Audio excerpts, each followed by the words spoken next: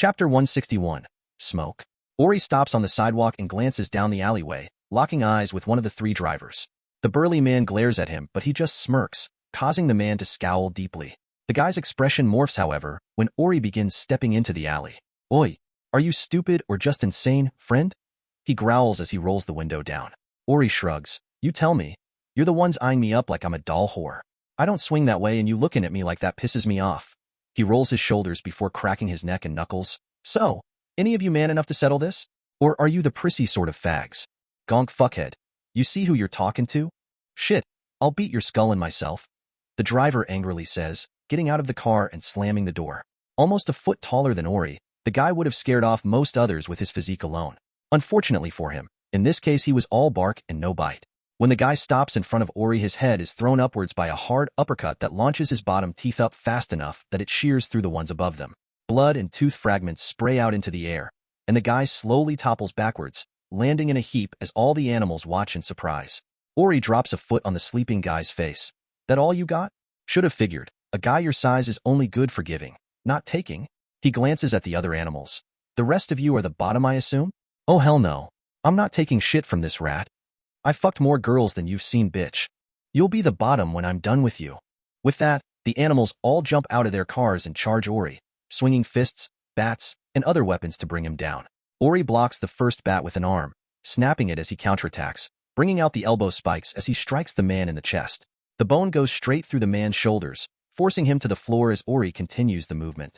Dodged kicks, blocked punches, and returned headbutts. The brawl quickly became bloody as animals slowly started dropping. The fight had gotten deep enough that even if the scrambler hadn't been set up, none of them would have realized their target had shown. "Do you think she suspects anything?" Faye questions Sheila as she savors her salad. Sheila shrugs. "Doubt it. You saw how clingy she was. Probably thinks we're best friends." She sniffs derisively. "I don't know. Maybe it was an act. We did the same dash, and she wasn't that friendly before then. Pfft. She's probably just scared. She's got no one else to talk to about the attacks." "Yeah, I guess you're right. Whatever. Things should be done today," Faye mutters, glancing out the window and straightening slightly as she spots Christy. "There she is. Any moment now." "Why haven't they moved yet?" Sheila questions, referring to the animals. Faye frowns. "I don't know. Wait, doesn't Christy look?" She trails off, focusing on the singer. She wasn't wrong. Christy was taking small, tentative steps with a look of apprehensive fear on her face. But wait, if she knew about the ambush, why would she show? No, that isn't right. "Do you hear something? Buzzing?" Sheila wonders aloud, and Faye quickly pales. "We need to mo dash. Asterisk boom. Asterisk. The restaurant explodes, all the windows shattering simultaneously as the few customers present are thrown out of their seats. The distance between them and the bomb was close enough to grant horrific injuries, but most would survive with help of the many trauma teams that had been sent. The same could not be said for the two BD stars, who were almost directly in the center of the explosion. There was a better chance of turning a man into a pickle than restoring their warped, mangled, and misshapen bodies. Even then, their careers would be over, as they would be too grotesque to show on any screen. Christy, of course, is also caught by the explosion. Glass fragments and fire catch her, peppering her with lacerations and burns. All were non-lethal, however.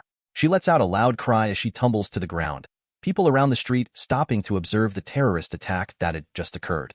Minutes later, before the police sirens could even sound, multiple AVs flew down from the sky, one hurriedly loading Christy inside to be treated. The others dropped off many trauma teams who sprinted into the burning building and dragged out their clients, taking them directly to the med center. Targets eliminated. Sasha reports over the group chat before glancing over at Rebecca. "Let's grab Ori. We need to leave before the NCPD can lock the place down." Ori blocks a kick and grabs the offending leg, throwing the animal into the ball hard enough to crack their skull. He then turns his attention to the three men remaining out of the group, who were having to step over their unconscious comrades to reach him. Two of them were already looking at one another, deciding that it'd be better to escape than try and fight the maniac before them. Their hands end up getting cut off at the wrists as they reach their cars as Sasha and Rebecca finally arrive. Time to go. Ori snaps the bone spikes from his elbows and discards them. "I need a couple of these guys to interrogate. Kill the rest." "Grab some then," Rebecca remarks, shooting a silenced shot into the head of one of the screaming cripples.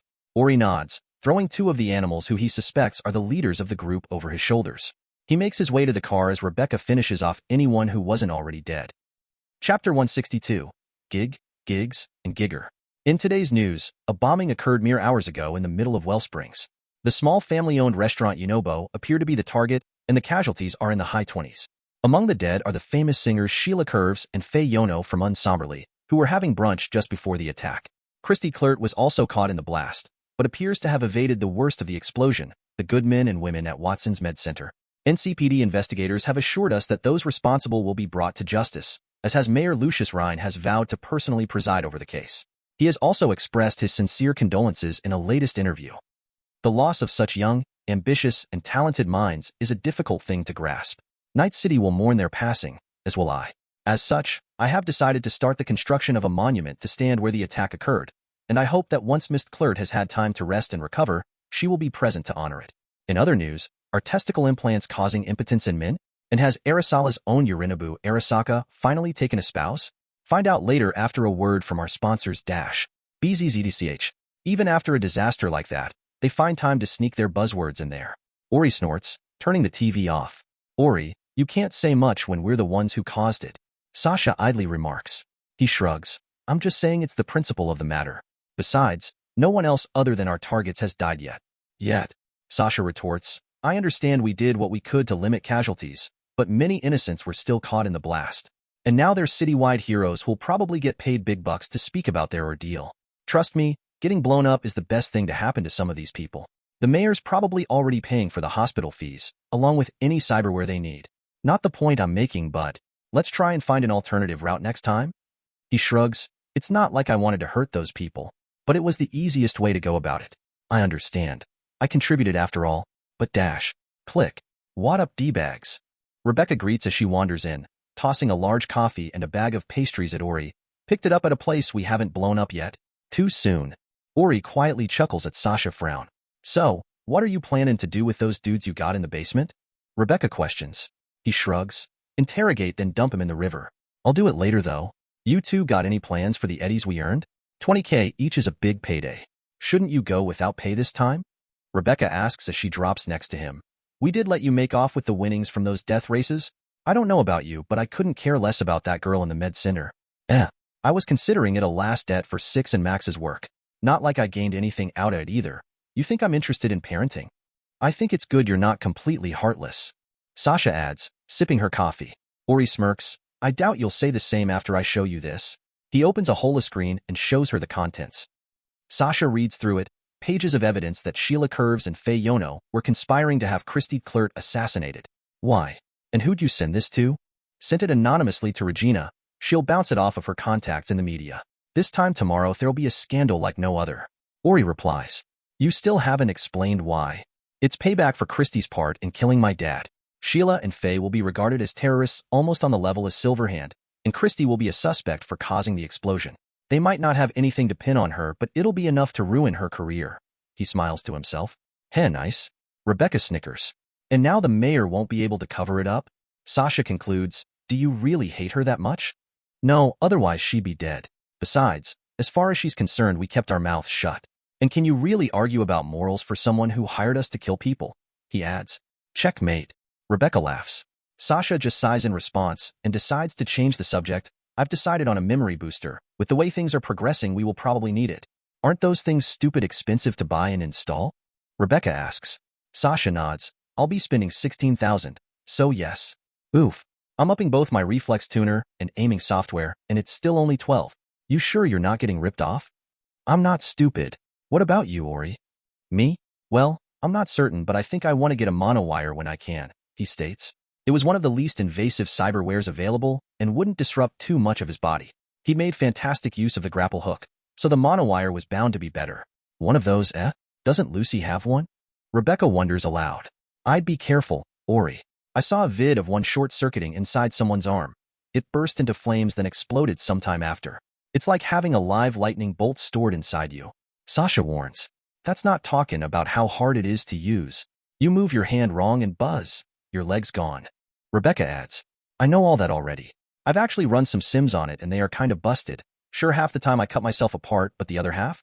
I'm sure if they cost a lot less, most mercs in the city would have it. They'd have a lot less limbs too. Sasha remarks in a dull voice. Chapter 163. Sympathetic. Have attempted to reach Christy Klert to get her thoughts on the recent evidence brought to light, but we've been unable to for the moment. Keep up to date on the latest happenings on N54 News. You listenin', kid? Main's voice forces David out of his stupor, the teen blushing slightly as he refocuses on things. What? God damn it. Main throws his hands up and sighs. Someone else key him in. I ain't saying it again, he states, lighting up a cigar and walking out. Heh, not it.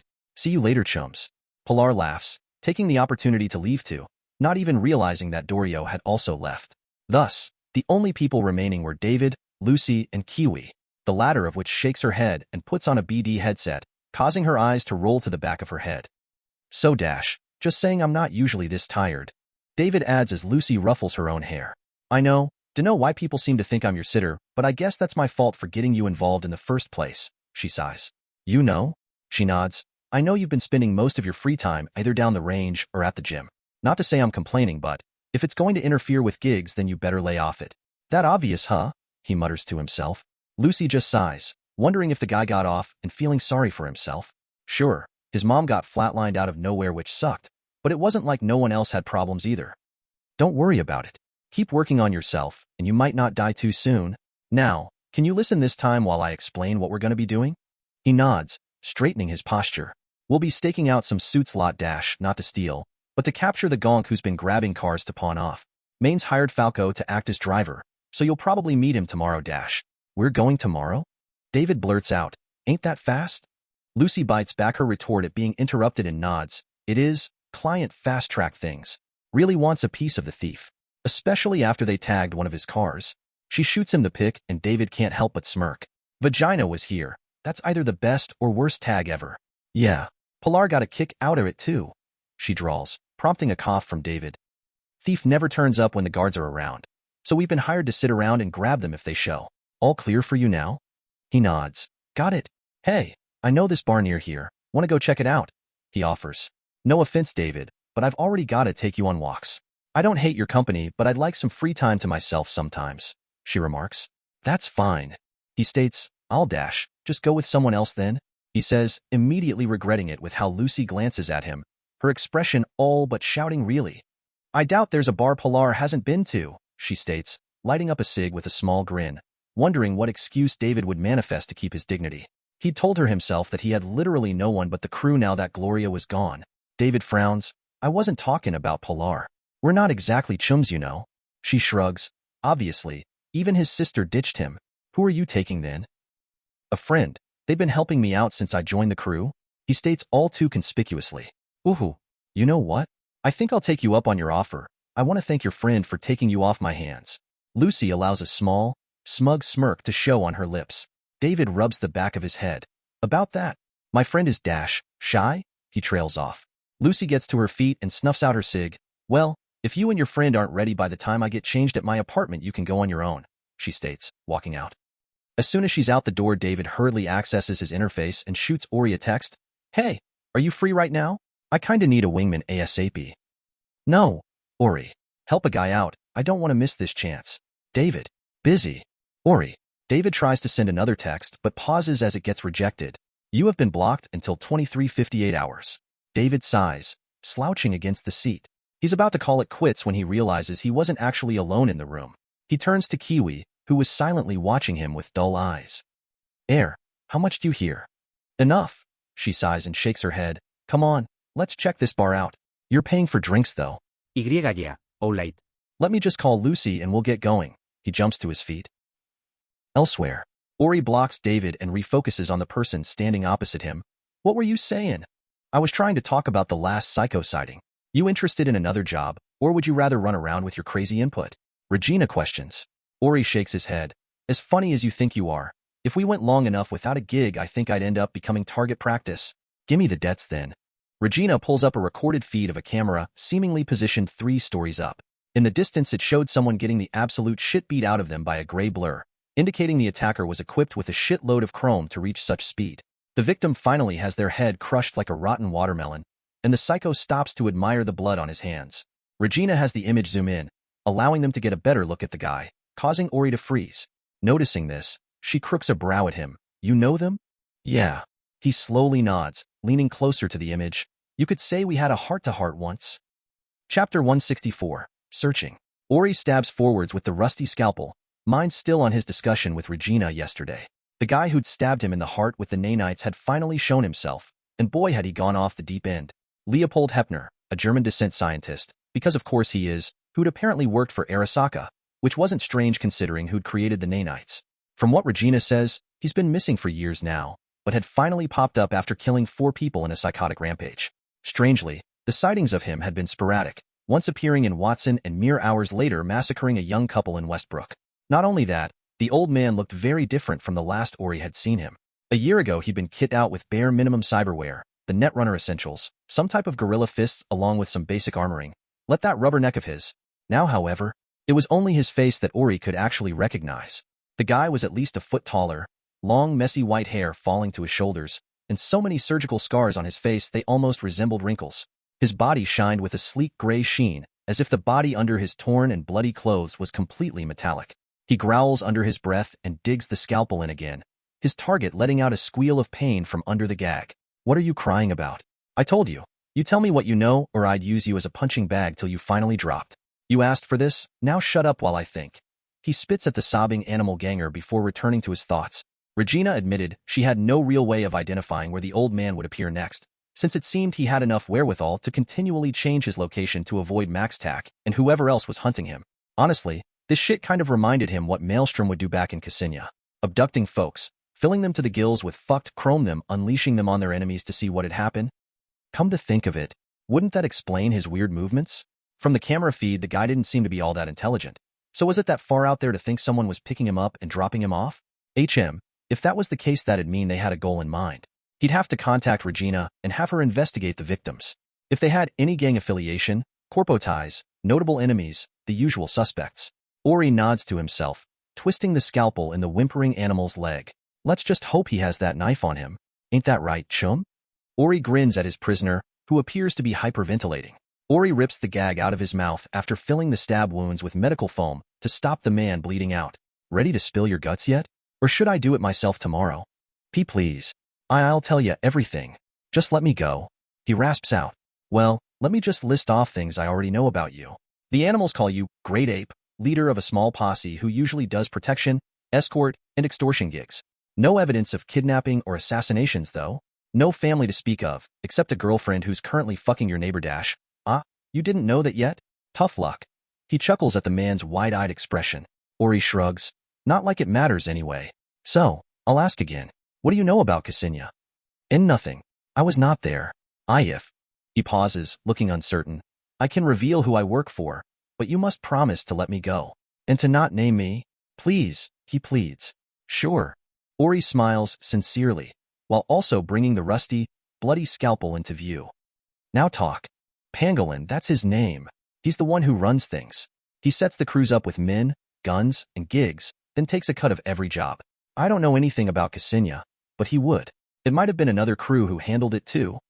Pangolin, Ori mutters. This guy's gimmick isn't just being a giant ball of metal plates, is it? You guys' naming conventions are dumb, he remarks before turning away and sending a request to Judy to find someone under the moniker. I heard he's called that because of the rippers he uses. Rippers? The claw cyberware Sasha uses? Why not call himself Tiger or something then? Though, the tiger claws would probably take offense. Whatever. Anything else you can tell me? Pangolin's name? Location? Anything about the other crews? Nothing. I got nothing else. Ori scowls, walking over and grabbing a shard before shoving it in the guy's port. Upload everything. Contact info, client data. Hell, give me all your EDS and I'll let you go. No. You'll just kill me if I give you everything. I'll kill you now if you don't, asshole. Ori retorts, dragging the scalpel across the man's face. Fine, you fucking psycho. Just dash. Ori takes the shard out and slashes the man's throat, causing him to widen his eyes as he gurgles on his own blood. Why you lied? Sorry. Maybe in your next life you'll reconsider running with dad-killing fucks? Ori spits. Ori, the food's here. Rebecca's voice shouts from the front door. I'll be up in a second.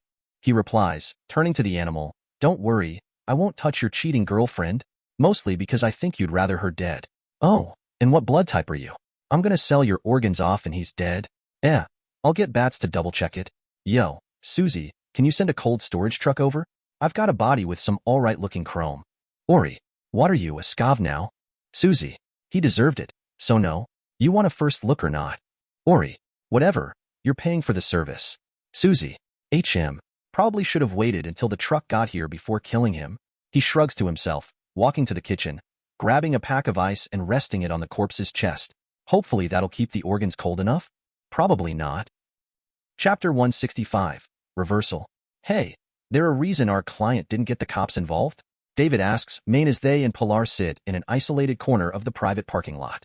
You really want to know, or are you just making small talk? Maine shoots back, folding his arms as he idly scans the area. David shrugs. I'm new to all this. I don't get why they'd hire us instead. Can't be cheap getting all of us either. He mutters, glancing down at the pistol Ori had helped him buy. A Liberty made by Constitutional Arms, 14 rounds and able to fire them all in under 4 seconds.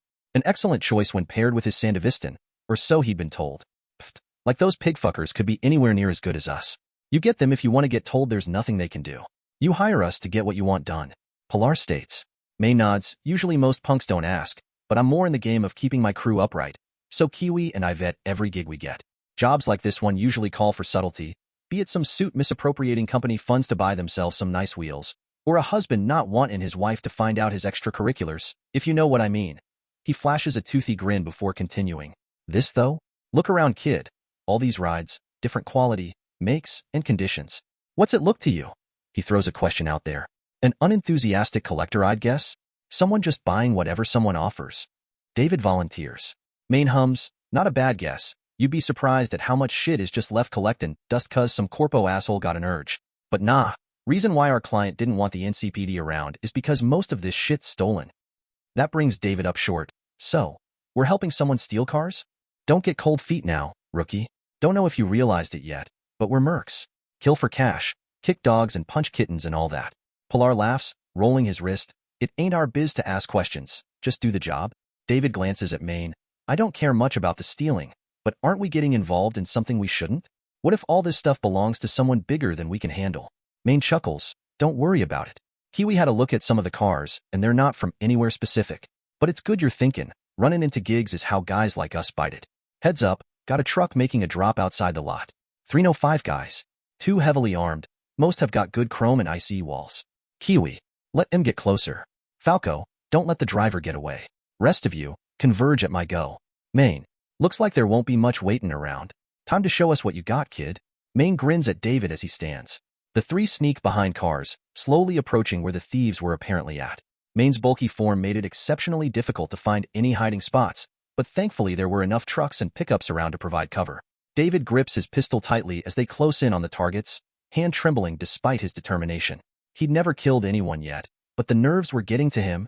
He grits his teeth and firms himself after observing Maine and Pilar's nonchalance at the situation. Guy who owns this place must be nutso, ditched his guard since they couldn't do squat to us. One of the thieves snickers as another gets to work cracking the lock on one of the more expensive vehicles.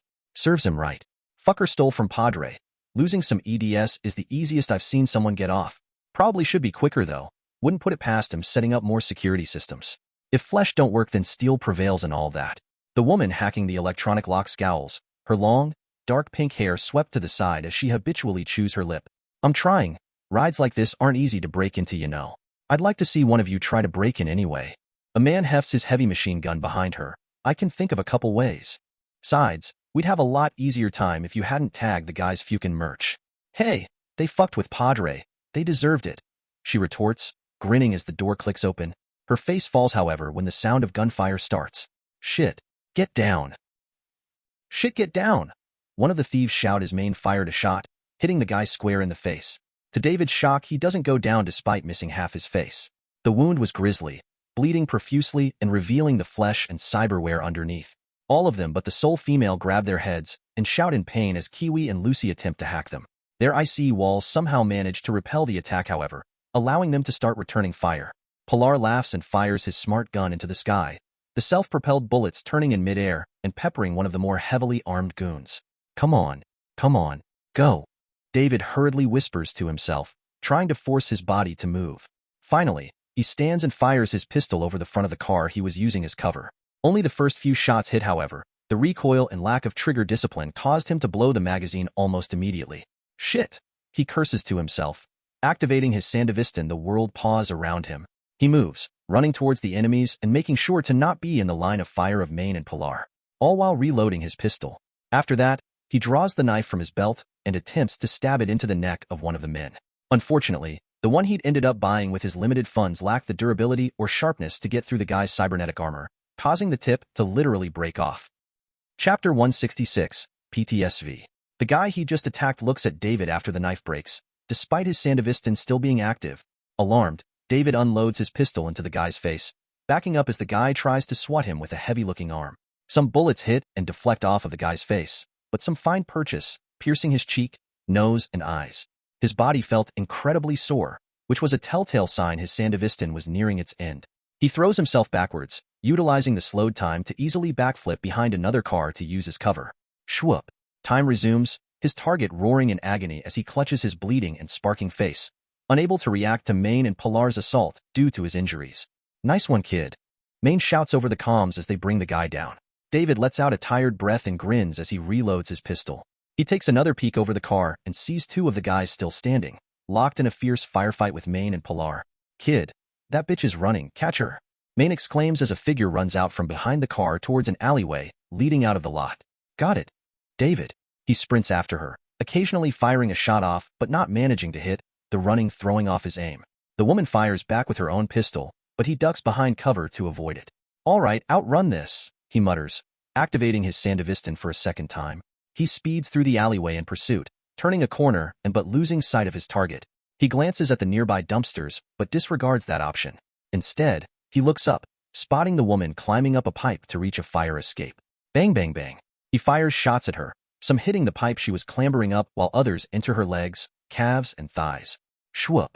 Time resumes and she topples off, her legs losing strength and her hands losing grip. She falls straight to the floor, landing heavily on a dumpster before bouncing off and falling into a pile of trash. David looks down at her gun that had just slid to his feet, the woman groaning in pain and reaching for her now empty holster. Looks like this is it, he mutters, shoving the gun in his jacket pocket and walking over to her. Fuck, why you got me good? She chuckles helplessly, stopping her slow crawl away and rolling onto her back.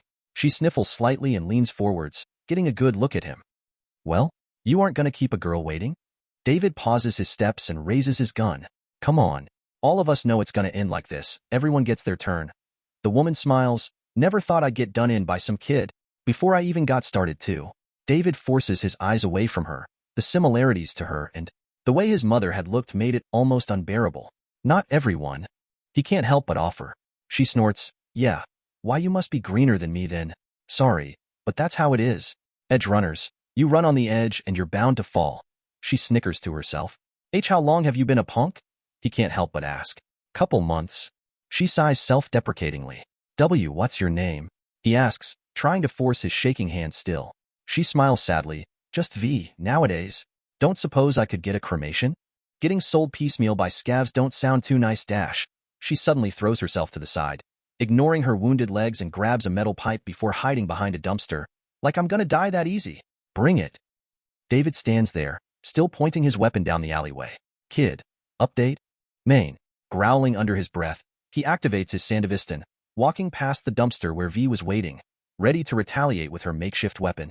He stops behind her, the woman unable to react as he raises the gun to her temple. Again, his hand shook. He applied pressure to the trigger, feeling as if his whole arm was straining against it. Come on. You need to prove yourself. If you can't do this, what can you do? Who's gonna die next before you get it into your head? Maine? Kiwi? Pilar? Dorio? Lucy? Bang, bang, bang, bang. Shwoop. Time resumes and David lowers his gun, breathing hard as he eyes what he'd done. What? V mutters, her ears ringing as she stares at the divots where the bullets had hit the dumpster, barely missing her face. Just go. He grouses. If I ever see your face against you're dead. Go. V doesn't need any more convincing. She drops her pole and legs it, running as fast as she can away from the super speed kid who'd spared her for some reason.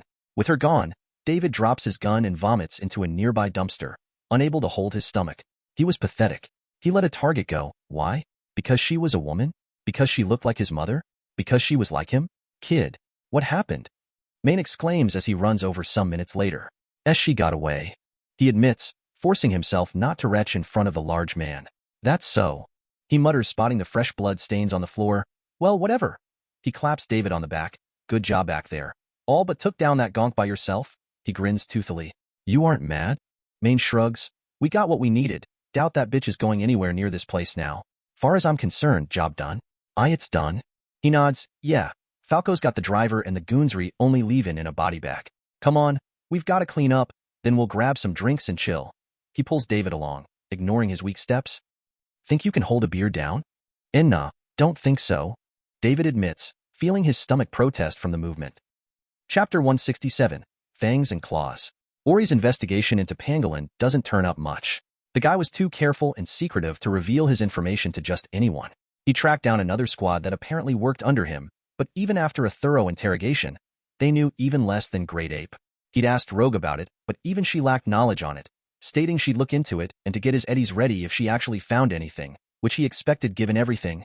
He'd also taken a closer look at the animal gang, but they were too splintered and unorganized to easily find anything.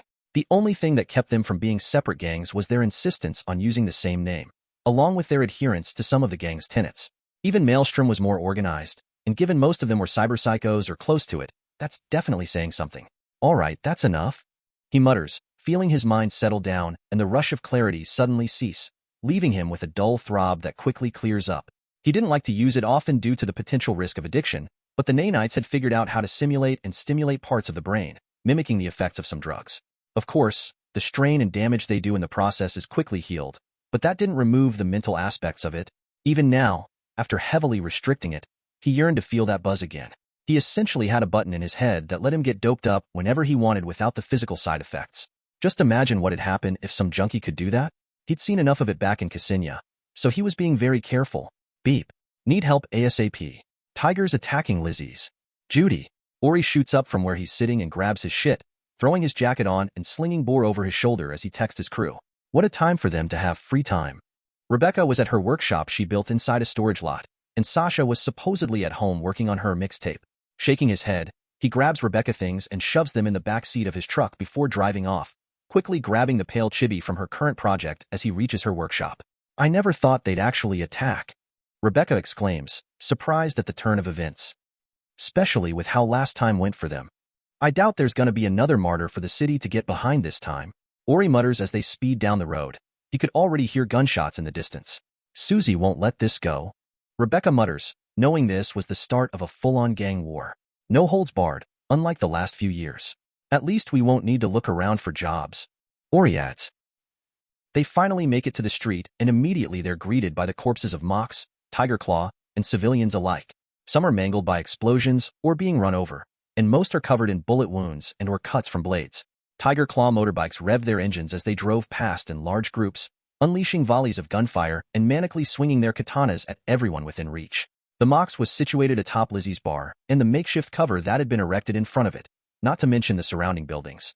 Despite the Mox's better positioning, however, the Tigers were too numerous to easily win the fight, resulting in huge losses on either side, and that's not even mentioning the civilian casualties. Those fucks. Come on, Ori. We'll make him regret stepping out of their kennels. Rebecca growls while gripping guts. He nods, stepping on the accelerator and launching the truck towards some Tiger Claws who was racing down the road towards them, all cackling like juiced-up hyenas. Unfortunately for them, they'd been too preoccupied with the Mox to notice the heavily armored truck headed right for them. Nantakata! The lead Tiger shouts and tries to swerve out of the way, but gets caught regardless, his lower body crushed under the truck's wheels. Ori quickly turns the wheel to catch the others who attempted to evade him, splattering two skulls on his fortified window while another gets clipped by the back, sending him tumbling into a nearby wall. You're all fucked now, Rebecca roars as she opens the window and leans out, blowing the head off of one of the downed tigers that had somehow survived the impact. Even more tigers come down the road, one snatching a fleeing woman and throwing her over his shoulder. One Mox manages to shoot out his back tire, sending him and the woman rolling along the asphalt. Before the guy can even raise his head, however, the other Mox opens fire, obliterating him and his hostage in a blaze of gunfire. Ori grimaces as a katana scratches a long line into the metal of his truck, the oscillating blade somehow cutting into the armor. He spins the truck around in response and chases the cackling tiger, firing his revolver at him from the window. The guy must have had some sort of predictive systems as he continually leaned to the side to avoid the attacks, so Ori just focused on his bike instead. 3 shots go out, one hitting the gearbox and forcing the guy to abandon his bike. He jumps off and unleashes his mantis blades, stabbing them into the ground to slow himself as he prepares to launch himself at the truck. This guy's crazy, Ori exclaims, If that guy thought he could get through the window without turning into red mist, he was clearly off his rocker. He's also dead, Rebecca retorts, firing 2 shots which knock the guy over, allowing the truck to crush him, grinding his body up into blood and metal scrap. Chapter 168. Poor Decisions. Bang bang bang. Boom. The battle raged on, but soon enough the tiger claws were forced back as the Mox took the street. Ori lets out a long sigh as he parks outside Lizzie's bar, stepping past the corpses of people he both knew and didn't. Crystal, what's it look like? He questions, wanting to know how bad the attack was. She shakes her head, touching her cheek which was profusely bleeding from a large gash. Dunno yet, but too many died to make it good. Bearable might be the only answer I can give, she mutters. Where's Q and Judy? Susie's on the roof. Judy's probably still in the basement, she mutters. Ori's about to go see how Judy is, but quickly turns when the sound of a motorbike sounds out. It speeds down the road but stops in front of the bar, the driver hopping off as all the nearby Mox aim at them. Come in peace? Sasha awkwardly says as she takes her helmet off. Are you trying to get yourself killed? Rebecca angrily shouts, turning up on a bike after a tiger claw raid. I don't have a car. Sasha sheepishly admits. Leave it, she'll be smarter next time. Susie states as she steps out from the front door of the club, her shirt and jacket covered in blood. Thanks for coming. We'd probably still be fighting if you hadn't. Course. You may be a bitch, but I know my roots. Rebecca huffs, drawing glares from nearby Mox. Go wait with Judy. I'll grab the others and we can talk plans, she states, walking past the Mox and tiger corpses to the nearby buildings. Rebecca tilts her head at the other two. You don't think she'll have us charge into Japantown, right? I don't think the Mox have the numbers for it. Doubt she'd be leader if she was that reckless. Ori mutters as they step into the club, only now noticing that the interior was much like the outside. Bodies of both tigers, Mox, and club patrons lay strewn about the floor, bullet holes covering the place.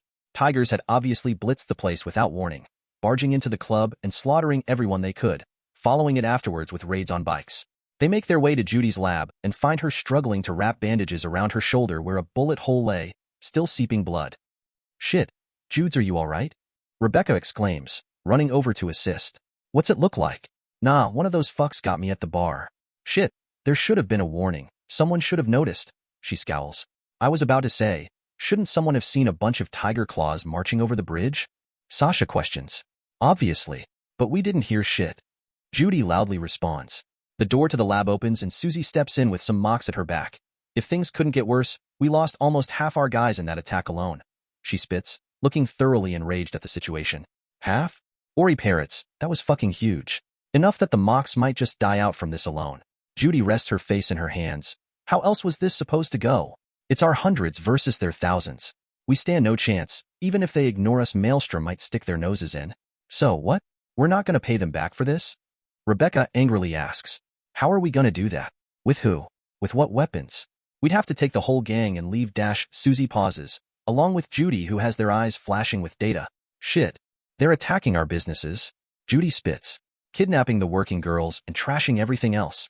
You want us to go deal with them? Ori inquires, not forgetting the tiger's part in his sister's kidnapping and Ksenia as a whole. Susie chews on the inside of her cheek for a couple moments before eventually nodding. If you can, Judy, send them the locations. I'll see if I can get some Mox volunteers to help out. She sighs, if there's any left. Rebecca grins, don't worry, Q. We'll get this done and you can think about what you're paying us with. Yeah, pay. The rest of the day was essentially Ori and crew running around Kabuki, killing tiger claws and putting out fires. Half the market had been destroyed. Any business even slightly affiliated with the Mox Vandalist, the less said about the kidnapped girls the better. Even after the few groups of Mox that Q managed to send out, there wasn't much else to be done. The tigers had done the damage they wanted and left, leaving them to pick up the pieces. This was only made harder with the numerous trauma teams, NCPD squads, fire departments, and other authorities attempting to restore order. Ori, Rebecca, and Sasha returned to Lizzie's bar with scuffs and injuries to show. They went to Judy's lab and found the techie and Susie in a heated discussion on how to proceed from here. Susie seemingly wanted to try and team up with Maelstrom in order to counterattack the tigers, but Judy justifiably thought that was a retarded idea. Honestly though, there was no good way of dealing with the situation. Not one that Ori could see anyway. Only compromises that may or may not blow up in their faces horribly. We'd be giving those psycho-fucks free reign to do what they like in Kabuki, Q. Don't go there. Judy pointedly exclaims. What choice do we have? Unless you think trying to contact 6th Street or the Valentinos is any better? Both are definitely better than Maelstrom. At least then we'd know how they would betray us. Maelstrom? They might be fine, or they might try and kill us all for no reason. Ori coughs into his fist as he and the others enter the lab. We've cleared the place of tiger claws, but the damage is huge, he states, sitting down next to Judy. I think I know where we can get some help though, even if I'm reluctant to accept it. Who's that then? Susie skeptically inquires. Wakako Okada. She contacted me about some civil war happening in the tiger claws. I'm betting the guys she was talking about are responsible for the attack? Chapter 169. Sass. Wakako? Susie utters distastefully. That fucking leather bag of shit? Don't tell me you actually believe anything that Hag said? Whether or not I believe her is irrelevant. To me there's a pretty high chance of infighting. He pauses, remembering the few short talks he'd had with Fujino about the state of the gang. I don't know her other than her rep, but apparently she's trustworthy enough, according to Rogue and some of my other contacts. Ori explains. What is your beef with her anyway? Sasha inquires. She was the husband of one of the tigers that helped start the raid. That bitch is probably complicit. Susie seethes. Ain't this the gal whose husbands suddenly go missing when it suits her? Rebecca questions. Rumors, Judy makes quotations with her fingers, but I think we should see where it leads. We don't have to agree to anything, but it's definitely better than relying on Maelstrom to not go crazy and suicide bomb us. Susie palms her face, gripping the cybernetic portion that covered everything above her nose. Fine, we'll talk to her, but we make no deals until we're certain she's not lying through her dentures. Ori nods. All right, I'll call her. After that it's up to you guys to negotiate it. Beep. Ah, zombie. I don't suppose you have reconsidered my offer after recent events. Wakako drawls through the call, looking terribly smug as she does so. Me? No. But I have some friends who'd like nothing but to get back at some mutual enemies of yours. Wakako stepless her fingers and smiles. Of course, who am I to dismiss such close friends of yours? I assume you are with them now? He nods. I'll link the call, he states, having Judy's computer screen display the call.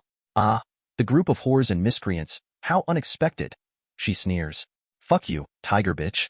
Susie scowls. Very witty rebuttal, Miss Quinn. My apologies, but I am finding myself questioning the utility of garnering your help. I'm aware your group is now in dire straits, lacking all resources mentionable, aside from prostitutes, but unless you plan to combat the enemy with disease-laden women, I sincerely doubt our cooperation would mean overly much. Stop chatting shit, Wakako. I'm sure there's some Japanese proverb you could apply, but you've got a group of very fucking pissed people ready to help fuck up your enemies. Don't throw this chance away trash-talking them. Ori sharply retorts. Susie folds her arms. Before we do anything, I want proof that you or your side aren't responsible for the attack. Wakako tilts her head slightly. And what evidence would satisfy you? Perhaps communications between the perpetrators admitting such? The list of men and women who participated? Perhaps their heads would suffice. She drawls as reading out a shopping list. Ori wasn't sure what evidence she could provide that'd quell Susie's anger either, considering almost everything could be fabricated with enough effort. All of the above, but for now, us meeting face-to-face will do. Bare minimum escorts, she states. Wakako quietly chuckles. Yes, making myself vulnerable in the middle of a civil war in which I am already in danger is so very intelligent. I'm sorry, but if that's your final offer, then I'll have to refuse. We can do it outside Watson and Westbrook if that'd help. Ori presses. My crew will help keep watch with whoever you both bring. He offers, glancing at Rebecca and Sasha, who nod in agreement. I am most touched by your earnestness, but if Miss Quinn refuses to settle, then no agreements will be made. It is I who holds the strongest position here, as you both well know. This is not just about strength. The public sentiments are with us. The Tigers burned down more than just our property. They destroyed half of Kabuki Market too. If you don't make an effort to separate yourselves from them, you'll be treated the same. Judy interjects. Wakako nods. I agree, but what good is publicity here? Will it bring your people back from the dead? Pay for the damages? Will they fight for you? She sniffs humorously. Not likely. A certain patron of my counterpart would like to see this settled as quickly and cleanly as possible. There will be no riots this time. She promises ominously. Rebecca blinks. What do you mean?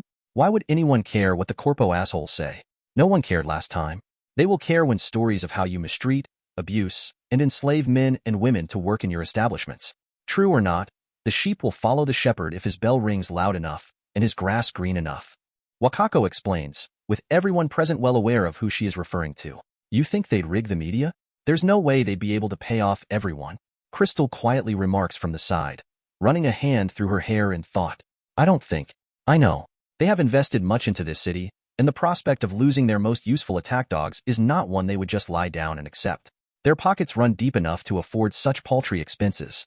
If you're so sure of the odds, what's your angle in going against them? Susie challenges. Wakako shrugs lightly. To put it simply, I do not hold their values. and the influence I would gain from removing the other side of the board is too enticing to pass. Judy frowns. I recall a rumor about your grandson. She trails off. Wakako's polite expression drops into a sharp frown. I'd be careful with your words, Miss Alvarez. You cannot handle any more enemies than you currently possess. So, are we doing this or not? Ori questions, bringing the discussion back to the matter at hand.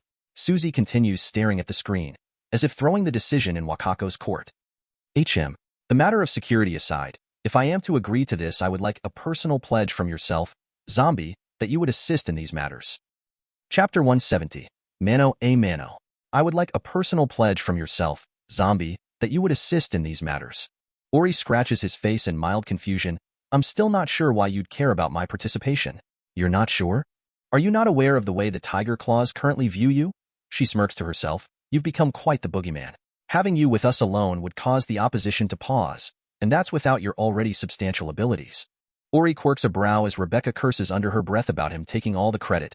I wasn't the most dangerous merc there on that day, so dash. Oh, I beg to differ. Though, we only realized this after recovering the recordings from the building's cameras. I will accept your thanks in advance for snatching the data out of the NCPD's hands. Oh, that. Rebecca utters, face somehow going paler than before. Indeed, quite the abilities you've displayed. You're terribly lucky it is only I and a few subordinates of mine that are aware of them. Had the opposition acquired it, let us not ponder such a dire future. Ori frowns, unsure if he was being threatened or not. What's she talking about? Judy inquires, not having heard anything about this. Susie nods, yeah, I'd rather not be left out in this. Sorry, but it's none of your biz. Ori retorts, I'm annoyed enough with her knowing about it. She gestures at Wakako, who just smiles as she observes them. Sorry's not enough, spill it.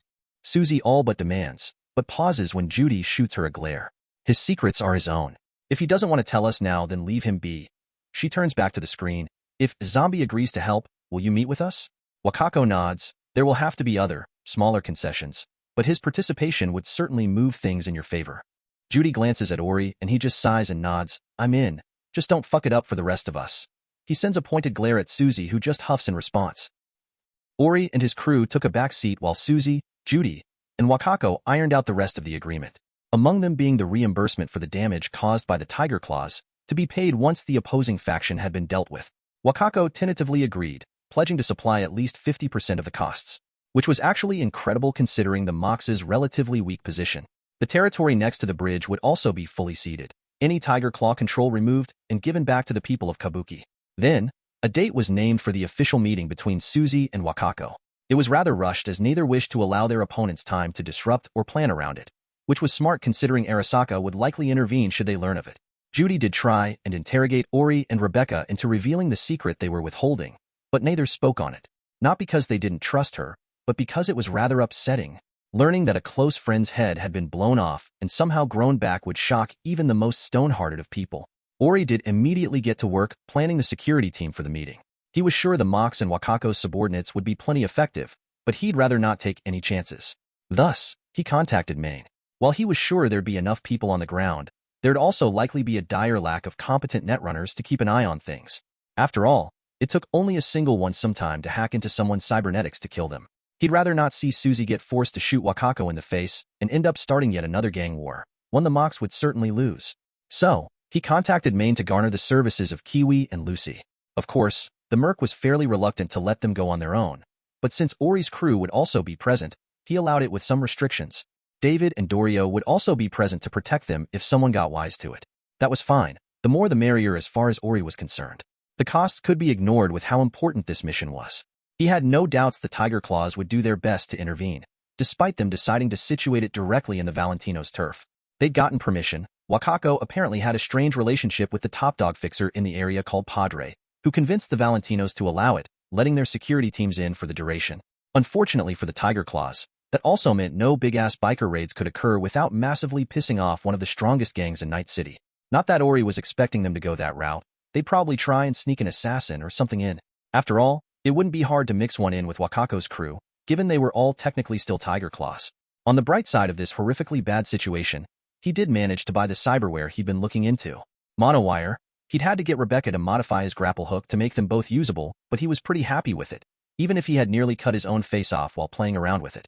The ceramic plating now adorning both of his palms was rather irritating, and wouldn't grow back if something cut off his hands, But if that happened, he'd have worse problems than being unable to use the monowire.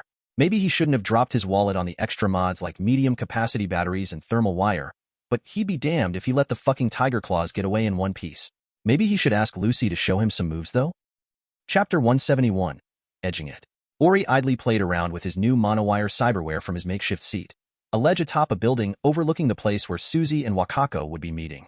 Apparently, the place had been set by that guy called Padre, who claimed, what better place to seek peace than in the house of the Lord himself? Ori thought it was bullshit, of course, but at least it provided a very defensible position. He'd thought most churches had been sequestered away to those small community rent rooms, but it looked like he was mistaken. It was a small chapel which had presumably stood before the gentrification of Night City. It looked pretty out of place squeezed between two tower blocks, relatively modern stonework, refurbished wood, and some facsimile of stained glass as its windows. Everyone knew why it still stood, though. The Valentinos would destroy the rest of the street if such an attempt was made. So, about this whole immortality thing. He wonders aloud while leaning back, appreciating the rooftop wind. Hello? Are you referring to us? The collective inquires, and Ori was unsure if the bots were being snarky or not. Who else would I even ask? Who else is even here? He retorts, knowing Lucy and David wouldn't arrive until an hour or so from now. We would like you to be more specific. You know, things I should look out for, prepare for, learn about? He mumbles the latter parts, not as comfortable with this line of discussion as he'd like to present. He'd been putting this discussion off for a while due to its severity. Even now he just blurted it out in a fit of anxious boredom. To most, living forever would be a blessing, something not even the corpo suits had managed. But he was well aware what it meant for someone like him.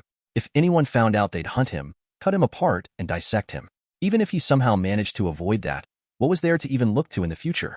The world was already pretty fucked and teetering on the edge of destruction. Hell, those rich bastards created a space station so they could avoid it when it hit. At least that was Ori's understanding of it. Natural resources were dwindling, nuclear fallout had destroyed most natural ecosystems, and any city not destroyed in a corporate war had been ravaged to the point of essentially becoming giant ghettos. That's not even mentioning the fact he'd have to watch everyone he loved or hated die. Sure, he imagined there'd be a way in the future for the nanites to alter their DNA or something, or maybe even copy themselves, but would they even accept such a thing? Other than Rebecca, he highly doubted it. We suspect buying stocks in companies with potential is not the advice you are seeking. No duh, I'm not a genius, but I'm not retarded either, he drawls, flicking the monowire at a discarded can which easily cuts it in two. We are unsure, while we do exist within your head, we cannot read your mind. What is it you seek from existence? Perhaps considering how having more time would affect your goal would help? He used to dream about reaching the top of what was something he'd never really considered. Then the Ksenia massacre happened and he'd focused solely on revenge, which remained true even now after the discovery of the animals, Tiger Claws, and Arasaka's involvement. He shakes his head, not replying to the Nanite's quandary. He didn't have an answer, and any he gave now would feel like an excuse. Hello? A voice asks from the door, protecting the stairs from the elements. David, you're early? Ori remarks as the teen and his pastel-haired companion step onto the roof. Said he didn't want to miss anything. Lucy shrugs, finding herself a seat nearby. Weren't you the one who kept explaining how important this gig was? He retorts, dropping next to her.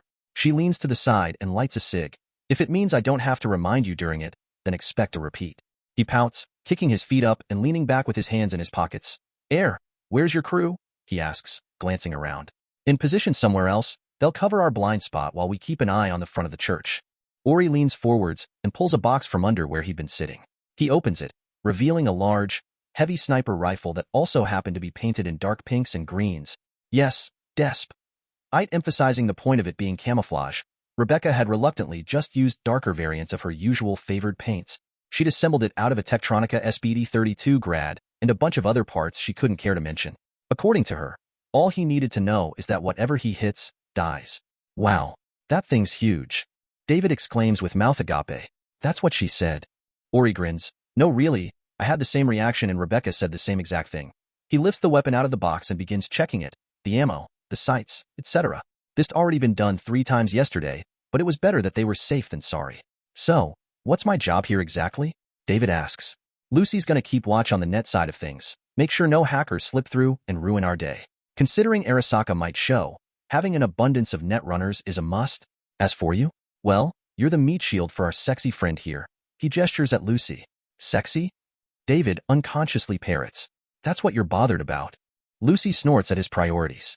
Look on the bright side, at least you're here. Right now Kiwi's chilling in the tub at home. Ori chuckles. That is not wrong? Lucy smirks. I don't get it. David frowns. Chapter 172. Saka Deek. VIPA is here. Sasha reports over the comms, just as Susie's car comes into view and parks outside the church. Ori was already scanning the street with some electronic binoculars, the heavy sniper rifle set up at his side.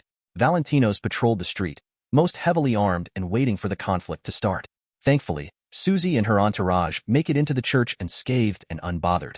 All right, high alert now, guys. Shit can hit the fan at any moment, Ori states, both to the comms and to Lucy and David nearby. You really expect something to happen? David can't help but ask. Ori nods. I hope it won't, but there's a lot riding on this. More than just the Mox and Wakako's tiger claws teaming up. Arasaka won't let it happen. Lucy spits venomously with her eyes glowing with data. They'll do anything if it means the barest gains. Sounds about right, Ori mutters. Fuckers helped kill my entire family so they could open up a subway. They were worth less to those fucking Japs than a goddamn tunnel. David slowly nods, deciding not to mention the fact he was a dropout from their school. Maybe hearing that he kicked the shit out of an Arasaka exec's son would soothe it though? Any eyes on VIPB? Ori. A couple blocks away. Should be there any minute. Kiwi. Ori leans over the edge of the building as Wakako's car comes into view, escorted on either side by some Tiger Claw bikes, though they were colored differently than normal. Instead of being brightly colored, they were dull blacks, grays, and whites, despite still wearing the familiar demon masks, swords, and Japanese clothing. Looks like Wakako's guys got a makeover, he remarks. Better to distinguish themselves now than get shot at later when something happens. Sasha. Wonder if it'll stick? Maybe I can convince them of pink superiority? Rebecca. Doubt they'd be willing to steal Mox colors. Ori drily retorts. Wakako enters the building with her men, as unmolested as when Susie arrived, which was honestly surprising to Ori. Maybe they're just planning to bomb the place while both VIPs are inside? Are you trying to jinx it? Heads up, unauthorized AV flying overhead, no identification. Kiwi. The trio all look up as a completely black AV slowly hovers over the area. It gracefully maneuvers between buildings and even flies above the church. Yet after 10 minutes of this, it just leaves without doing anything at all. Huh, must have just been a noob driver. David mutters, prompting Ori to turn and glare at him. The imminent scolding was cut off, however, as he notices something odd. The door to the roof that had been left ajar by David was now firmly closed with its locks engaged.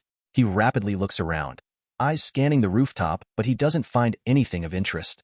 Regardless, he activates his monowire and swipes it in a wide arc. It cuts through the air, buzzing all the while, but stops as if it had struck an invisible wall. What the fuck? David's eyes widen. I fucking knew it. Ori exclaims. Shit. Lucy growls. Saka ninjas. Ori tugs his monowire back to him, wrenching it out of the grip of whoever had caught it before raising the sniper rifle. Its weight may have proven problematic for someone else, but he just hefts it up as if it were an SMG. Through its sights, he could see the heat signatures of 4 men. Even then, they were extremely faint, as if they had technology hiding it. Bang. David. Mario this shit. Ori shouts as he fires, his eyes widening as the ninja barely tilts his head to the side to avoid it. He expels the shell but has to discard the weapon and throw himself to the side as 2 ninjas charge him.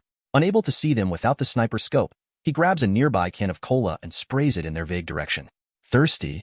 Somehow it works, the 10 Eddies soft drink sprinkling their high-tech suits with the sticky fluid, providing a silhouette to their invisible bodies. This doesn't stop their charge, however. Both raise their katana to cut him down. Ori fires a shot from his revolver, but the ninja literally deflects it out of the air, allowing his partner to slash at Ori. Sleeke. It slices right through his jacket and into his chest, barely nicking his lung. The guy goes for another attack, but Ori pulls the cord of his grapple hook and entangles the blade with it, even if the oscillating sword was slowly cutting into the metal. You will die, barbarian. You first, samurai. Dio Noto used that name, he shouts, pushing harder into the cord. Ori takes the chance to check on David, spotting the kid running in circles with Lucy in his arms, spamming his Sandevistan like his life depended on it, which it did. Then, the second ninja charged in. Ori steps to the side while pulling his monowire out, but they just tangle that too with their blade, leaving him stuck wrestling with the 2 soldiers. Thankfully, Lucy hadn't just been acting like a useless princess. The 4 ninjas suddenly scream as their cyberware goes haywire, their camo disabling and leaving their black armored figures visible to all. Crunch. With that distraction, Ori fiercely raises his foot and kicks the nearest ninja in the crotch, breaking through the codpiece and sending shards of metal into the man's groin. Hi-ya. Facko you. Ori taunts, slamming the severed grapple claw into the guy's visor. It doesn't break through, but the sharp metal inches away from the guy's eye is distraction enough. With that, he sends a grin at the guy wrestling against his monowire, then tugs him as hard as possible to the side, right towards the ledge of the roof. Maybe it was his training to never drop his weapon, or maybe it was some sense of honor. Regardless, the guy goes sailing right over the edge with a surprised yelp. Chapter 173, Speedstered. David had few words to describe the situation he'd found himself in. Thankfully, he knew them well. Holy shit! Yelps as he activates his Sandevistan for the nth time, barely pulling himself and Lucy in his arms out of the range of the ninja's blade. Even as he carries her away at super speed, he could see the corpo asshole's eyes following him, their body moving as if almost able to keep up with his cyberware. He glances to the side just as Ori yeets one of his opponents off of the roof and starts beating the crap out of the other. Time resumes as he's left breathing hard on the ledge of the roof. Lucy shook her head to remove her dizziness from the erratic, rapid movements. Any help? He can't help but ask her. I'm trying. Their ICE systems aren't for show, she grouses, drawing her pistol and firing at one of the charging ninjas, only for them to deflect the shots with ease. David's forced to use the Sandevistan yet again as the enemy nears, thankfully. Once time resumes, Lucy manages to hack into the guy's systems. The Arasaka ninja gives a multi-layered scream and grips his head for a moment, before spinning and glaring at his comrade. My blade will tear your throat, vile dog. He suddenly roars and ferociously chops down at the man. Clang. Bakata. Kyo Tyrannoshite. The ninja roars as he blocks the strike, only to yelp as he receives a hard kick to the chest, sending him flying back and hitting a large air conditioning unit. David thought he'd have a moment of reprieve as the duo fought, but that notion is quickly discarded as he and Lucy hear a scraping behind them. Turning, they spot the ninja that had earlier been thrown from the roof, climbing over the edge like a spider with his mantis claws extended. Did he just climb up? Yep. Lucy mutters, firing a few shots that pepper the man, who was about to go assist his comrade who was getting his head stomped on by Ori. Did you have to draw his attention? I don't know how many more I can do. David tiredly mutters. You'll manage, Lucy states, eyes glowing with data which causes the ninja's legs to all but stop working, forcing him to crawl towards them than an enraged cripple. David lets down Lucy and starts firing at him, but his bullets all just bounce off of the guy's armored visor. Seeing the futility in his actions, he glances around for something else before activating his Sandevistan. Bang! In a fraction of a second, David's form flashes, leaving him standing atop the ninja with Ori's heavy sniper smoking in his hands, having fired it point blank at the back of the crawler's head. That's one down, he shakily utters, half wanting to vomit from the blood and brain matter covering the floor around him. Crash! He and Lucy both look over as Ori throws a ninja with a flattened skull at the other two who were still fighting. The corpse crashes into both of them, allowing him to behead the one who still retained his senses with a stolen sword. Horabairu dash! The last remaining ninja shouts, but is forced to duck as Ori throws a sword at him. Unfortunately, that was merely to distract away from the monowire that had caught his leg. Bzzch. Shriek. Erg. The monowire tears through the armored leg, reducing it to many chunks of flesh that hit the floor with a wet squelch. This is followed up by lassoing the wire around the screaming ninja's neck, finally putting an end to him. Shit, those guys were some tough bastards dash. Blarg. Ori glances over at David who was spewing chunks over the rooftop, Lucy idly patting his back as she continued to scan the surroundings. You guys all right? She nods. Yeah, just let him get it out of his system. He nods, turning his attention to the comms. With the ninjas dead, the jamming had finally stopped. Kiwi and Sasha should have noticed the disconnect anyway, but he was pretty sure the ninjas wouldn't attack anywhere else. After all, this was the only rooftop with a direct line of sight on Wakako and Susie through the church window. Just got attacked by ninjas, everyone got out okay though. What's the sitch? Ori, you telling me we missed out on the fun? Rebecca. Valentino scrambling to get their systems back online. No direct attack but attempts to sabotage tech on the street level. VIPs should be finishing up soon though. Consider helping to escort VIP be back. Kiwi. Got it. Ori. Ori walks over and grabs the sniper from the ground, inwardly thanking God that David hadn't thrown up on it, even if he had dropped it on what was left of some guy's obliterated head. We're going to be helping escort Wakako back once talks are done. Clean yourself up too. I'm not letting you meet her smelling of vomit. That's not a first impression you want to make. David just groans and holds a thumb up over his head. Hey, think you can aim for that guy wearing the green jacket? Lucy wonders, pointing to some poor sod on the street far below them. While they're doing that, Ori loots a katana from a corpse, tying the scabbard under one of his revolver holsters. The swords themselves were all obviously unmarked and basic, since the ninjas themselves held no indication that could lead back to Arasaka, regardless of how blatant it was. He planned to have someone take the corpses and strip them of tech too, but that had to wait for later. Maybe there was enough to salvage for a couple suits of armor, He was sure Rebecca could get behind that. Or maybe not. She seemed to like to show off her skin despite everything. Sasha would probably like it at least. Chapter 174. Calm Exit. Not long after the ninja attack, Ori, Lucy, and David found themselves sitting across from Wakako in her limbo. The rookie was nervously bouncing his leg as if he'd be asked to do a test any minute. The tiger claw bikes outside the window weren't helping either. I heard you ran into a few small problems, zombie? Wakako wonders aloud as she sits demurely in her seat. Ori shrugs. Nothing we couldn't deal with. You might want to lay low for a while though if Arasaka is onto you. She smiles, almost looking smug. I assure you, whoever sent those ruffians to disrupt us hold little to no power over the corporation. I possess my own allies within. We shall see no more interference now that they have acted. Allies? You've been holding back on me. I do believe I requested your aid months ago. Had you accepted, you may have met my benefactor already, she calmly retorts. Did your talk with Susie go well? He inquires, ignoring David's incredulous side-eye at the back and forth he had with the fixer. Or maybe this was the first time hearing his nickname, Zombie?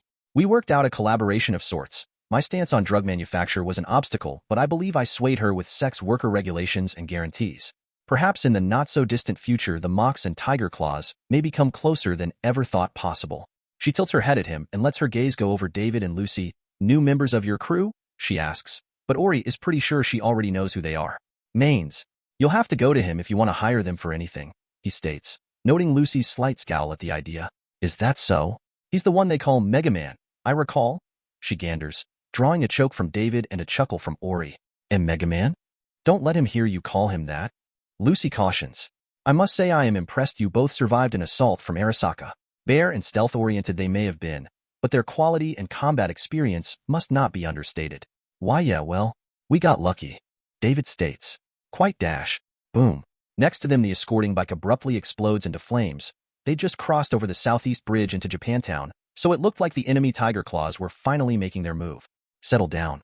We were expecting this. She waves the trio off as they readied themselves for a fight.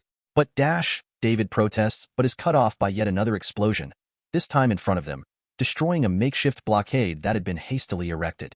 The limbo easily drives through the fire, continuing down the road towards central Japantown where Wakako's territory lay. Thud, thud, thud. A tiger claw screams as he races to the limbo's side, slamming his katana ineffectively onto Wakako's window. She just glances at him disinterestedly, not even reacting as his body turns to red mist as another explosion rings out. This common for you? Ori asks conversationally. Oh, this? Not quite recently, but I've always been a target. When my husband sadly passed away, I was regarded as easy pickings. Japantown has and will always be my territory, no matter what these young fools think. The limbo crawls to a stop just outside of Jig Jig Street. The driver gets out and opens Wakako's door, the three mercenaries stepping out afterwards. Now remember, zombie, our agreement, she states before walking away. Yeah. See why later, Wakako. He grumbles out before turning to Lucy and David. Feeling up for some drinks? Rebecca and Sasha helped escort Susie, so they're probably chilling at Lizzie's. David starts, glancing at Lucy. Sure. She sighs. Fine. Last time wasn't completely awful, she mutters, relenting to David's puppy dog eyes. Maybe that was because Kiwi was there with us. The sudden alliance between the Mox and Wakako's Tiger Claws came as a big surprise to most in Night City, especially after the massacre in Kabuki. The gang's attitudes immediately changed as a result, not to mention Wakako's group's colorings. A quarter of the Tiger Claws in Japantown suddenly started wearing blacks, grays, whites, and other muted colors, and any Tiger Claw belonging to the opposing faction would almost immediately open fire upon seeing them. Violence and gunfights became almost a daily occurrence in the once peaceful district, and suddenly became more dangerous than even Pacifica could claim. The assassination attempt of Wakako only added ammunition to it, those aligning with her goals and ideals taking up arms in her defense. Jig Jig Street almost overnight became as or more protected than even the Corpo Plaza. The locals weren't complaining though, as Wakako's faction had all but separated themselves from the violent, sadistic, and morally repugnant people calling themselves Tiger Claws. No longer would the Joy Toys and dolls working in the area have to worry about getting assaulted by a roving gang of bikers. Of course, all of this became a highly debated topic amongst people in Night City, mercenaries especially. The fact that zombie had been a big component in all of it hadn't been lost to most. Folks hadn't forgotten about the massacre he'd helped commit in Japantown months ago. For Ori, the increase in notoriety wasn't something he really cared about. He'd covered his bases and had all but cut off communication with his family. As far as he was concerned, let the assassins come. A week later. So, what was it you said? Help make me better? Ori questions as he steps into the abandoned junkyard where David had requested to meet him. David looks over from where he'd been throwing punches and kicks at an upturned couch. We almost died against those guys on the roof. He throws an awkward haymaker which twists his wrist against the padding, making him grimace slightly. And the shooting practice wasn't enough? David sighs. I had to steal your big-ass iron to do anything. Chapter 175. Teaching Moment. All right, fine, Ori mutters, grabbing his revolver and tossing it at the kid. Try this. Ain't like the sniper, but it'd definitely put one of those ninjas down. And no, I do want it back. David barely catches it with how heavy it is and looks over it skeptically, as if it was the first gun he'd ever seen. Timidly, he raises it, firm shoulders, legs spaced apart, and aims at the remnants of a car in the distance. Bang! Thud! Ori bursts into laughter as he looks from the target, seeing David flat on his back with his arms still straight and aiming at the sky, the barrel of the revolver smoking. Ha ha ha ha. Nice one. Fuck off, he grumbles in response, dropping the gun to the side and rubbing his arm all over, from his wrist to his shoulder. How do you shoot that thing? Ori takes it and spins it on his finger, gracefully dropping it into a holster. If you want it to do damage, you gotta expect some downsides. These can dome pretty much anyone, but have enough recoil to make pigs fly. Right. That's out then, until I get some chrome at least, he mutters. That knife we bought snapped, by the way. Ori shrugs. You show me you can handle a sword and I'll give you one of the ninjas. I'm not about to let you go running around with a monomolecular edge without knowing what you're doing. Scissors are one thing, but that? Ah, right? He mutters, having forgotten about that. Come to think of it, he'd not bothered to loot anyone ever. It wasn't because he was squeamish about dead bodies, since he'd had that cyberpsycho Sandevistan installed, so it was probably just him not wanting to collect someone else's loot. So big guns are out for you right now, and I'm not letting you touch a sword without at least a basic training BD. Can we practice hand-to-hand then? I think I'm getting the hang of it. Ori shrugs. Sure, feel free to use your cyberware too. He challenges, wanting to see if he could handle it. David crooks a brow. You sure? Not that I'm being cocky, but it's kinda strong. Stop fretting and bring it. All right. David mutters, activating the Sandevistan and running over. Ori's all but frozen as he winds up a haymaker, throwing it directly at the Merc's F's. Crash. David slams face first into the floor from a sudden leg sweep he'd not seen coming. Time resumes as he groans on the floor, looking up at Ori who was rubbing his eyes. You weren't kidding, that shit's really fast. His eyes had been extremely strained, along with his brain that had been working overtime to process the information. To be honest, if David was more experienced, Ori wouldn't have been able to counter him as he had. Ugh. Still got me though. Barely. Ori drops on his heels next to him. Guess this is your first lesson. Don't get cocky. You threw everything into the punch and forgot your feet. He flicks him in the forehead. I've noticed you're always attacking the side too. Bad habit. No? No. Yeah, you do. Ori snickers. David shakes his head. It's on purpose. I only have so much time in slow-mo, and the more time I spend in it, the worse it hits my body. Going all the way around to your back is less efficient. That's fine, if you don't make it a habit. You're fighting one-on-one here, go for the back. Unless you're against one of those weirdos who get those weird spider leg implants, the back is a guy's most vulnerable point. Also, I'm not sure how momentum works with your cyberware, but throwing all of your weight into an attack is kinda dumb. I get you need it with your noodle arms, but your speed, if your best defense and defense, putting yourself off balance might just get you killed. Got it. Get up, we've still got all day and I want to see what else you can do. Ugh, grab me a beer would you? Grab your own beer. What do I look like, your housewife? Rebecca quickly retorts. If I say yes, will you get the B-ow? He yelps as a wrench bounces off of his head. Hey, that's dangerous. You got your head blown off. A rinky-dink wrench ain't gonna do shit, she exclaims from the corner of the room where her temporary workshop now sat. Apparently, the storage lots hadn't appreciated the explosions she'd been causing. Be gentle. I'm sore from training the rookie. Sore? Yeah, and I'm accepting a scholarship for Arasaka. Mentally sore, he corrects. Guy's a quick learner. Once he gets some chrome, he's gonna be scary. Ah, speaking of chrome, you want to see my new shit? Rebecca perks up. Slong as you don't destroy the apartment. She grins and throws a handful of bolts up, then draws her pistol to accurately shoot each of them out of the air. She blows the smoke from her gun and holsters it with a flourish. How's that? Does it only work on inanimate objects? He jokes. Dunno, you want me to try on you? She sniffs. No thank beep is. Huh, he pauses, turning on the TV under Rebecca's confused stare. Turning on the news channel, they're greeted by an eagle-eye infrared vision of someone going crazy in Pacifica, shooting or tearing apart a bunch of innocents before running off out of sight. Criminal has evaded NCPD patrols by entering the combat zone east of Pacifica. Commissioner Jerry Falter has blockaded the entrances until further notice, Civilians are ordered to stay at least 50 feet away at all times. More info *BZH**. Am I missing something? Rebecca questions dubiously. He nods. Looks like I'm going on vacation, to the combat zone. Chapter 176, Sewer Mouth. Are you nutso?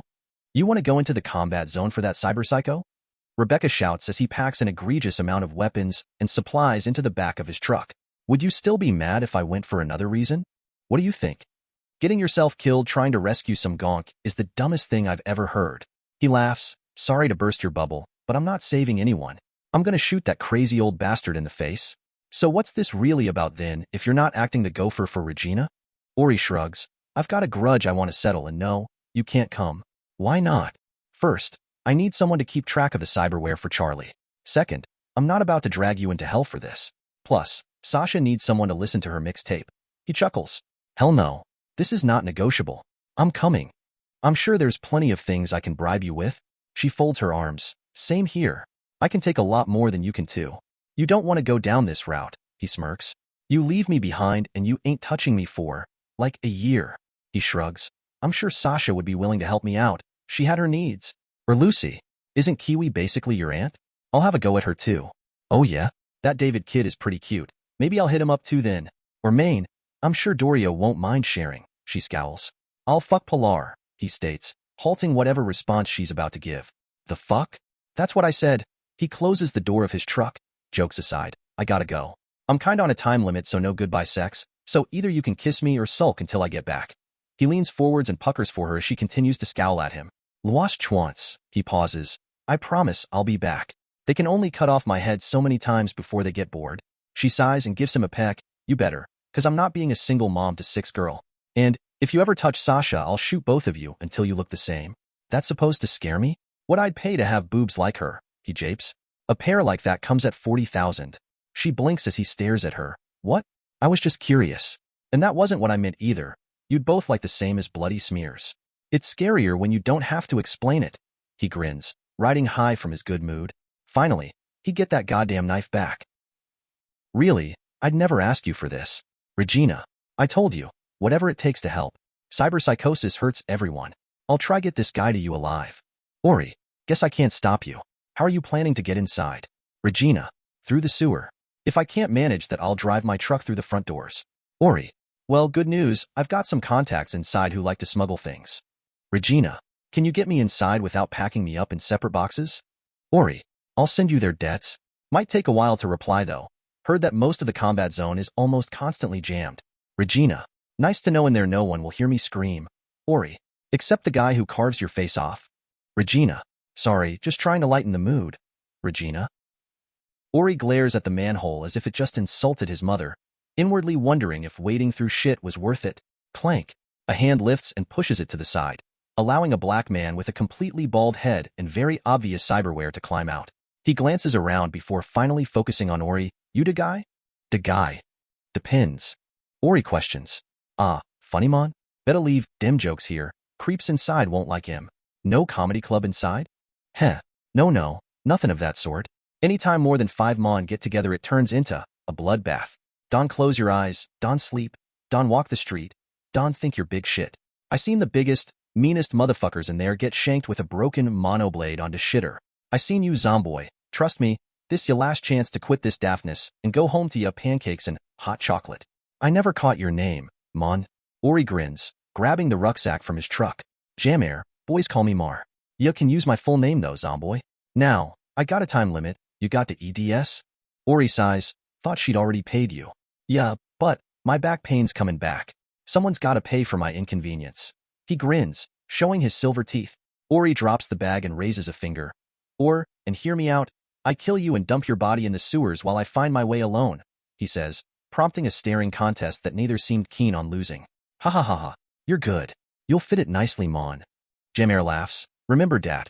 Don't let dim clowns fleece ya on basic shit like dat. Now come on, we got a lot of walking to do. So, what exactly do you smuggle?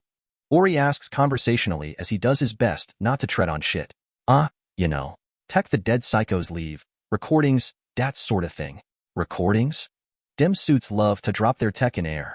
Prototype skiz, see how many boys day can flatline till dare chrome fails. If it weren't for dim, this place would have been abandoned years ago. As it is now, you want top chrome, you can't get anywhere else, you go air and fight for it. The suits want to know how their tech performed. And if they want everything, they need someone inside to get it. Is that why no one's bothered to take down the jammers? Ori wonders aloud. Got good meat in dat Nagano yours.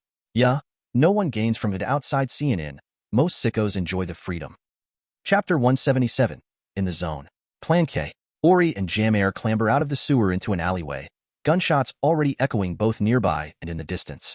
He'd been lucky to be escorted as the sewers had been almost labyrinthian in scale. Many parts had simply collapsed or caved in due to no one maintaining the tunnels, and there were so many pathways that getting lost would be a death sentence for all but the rats.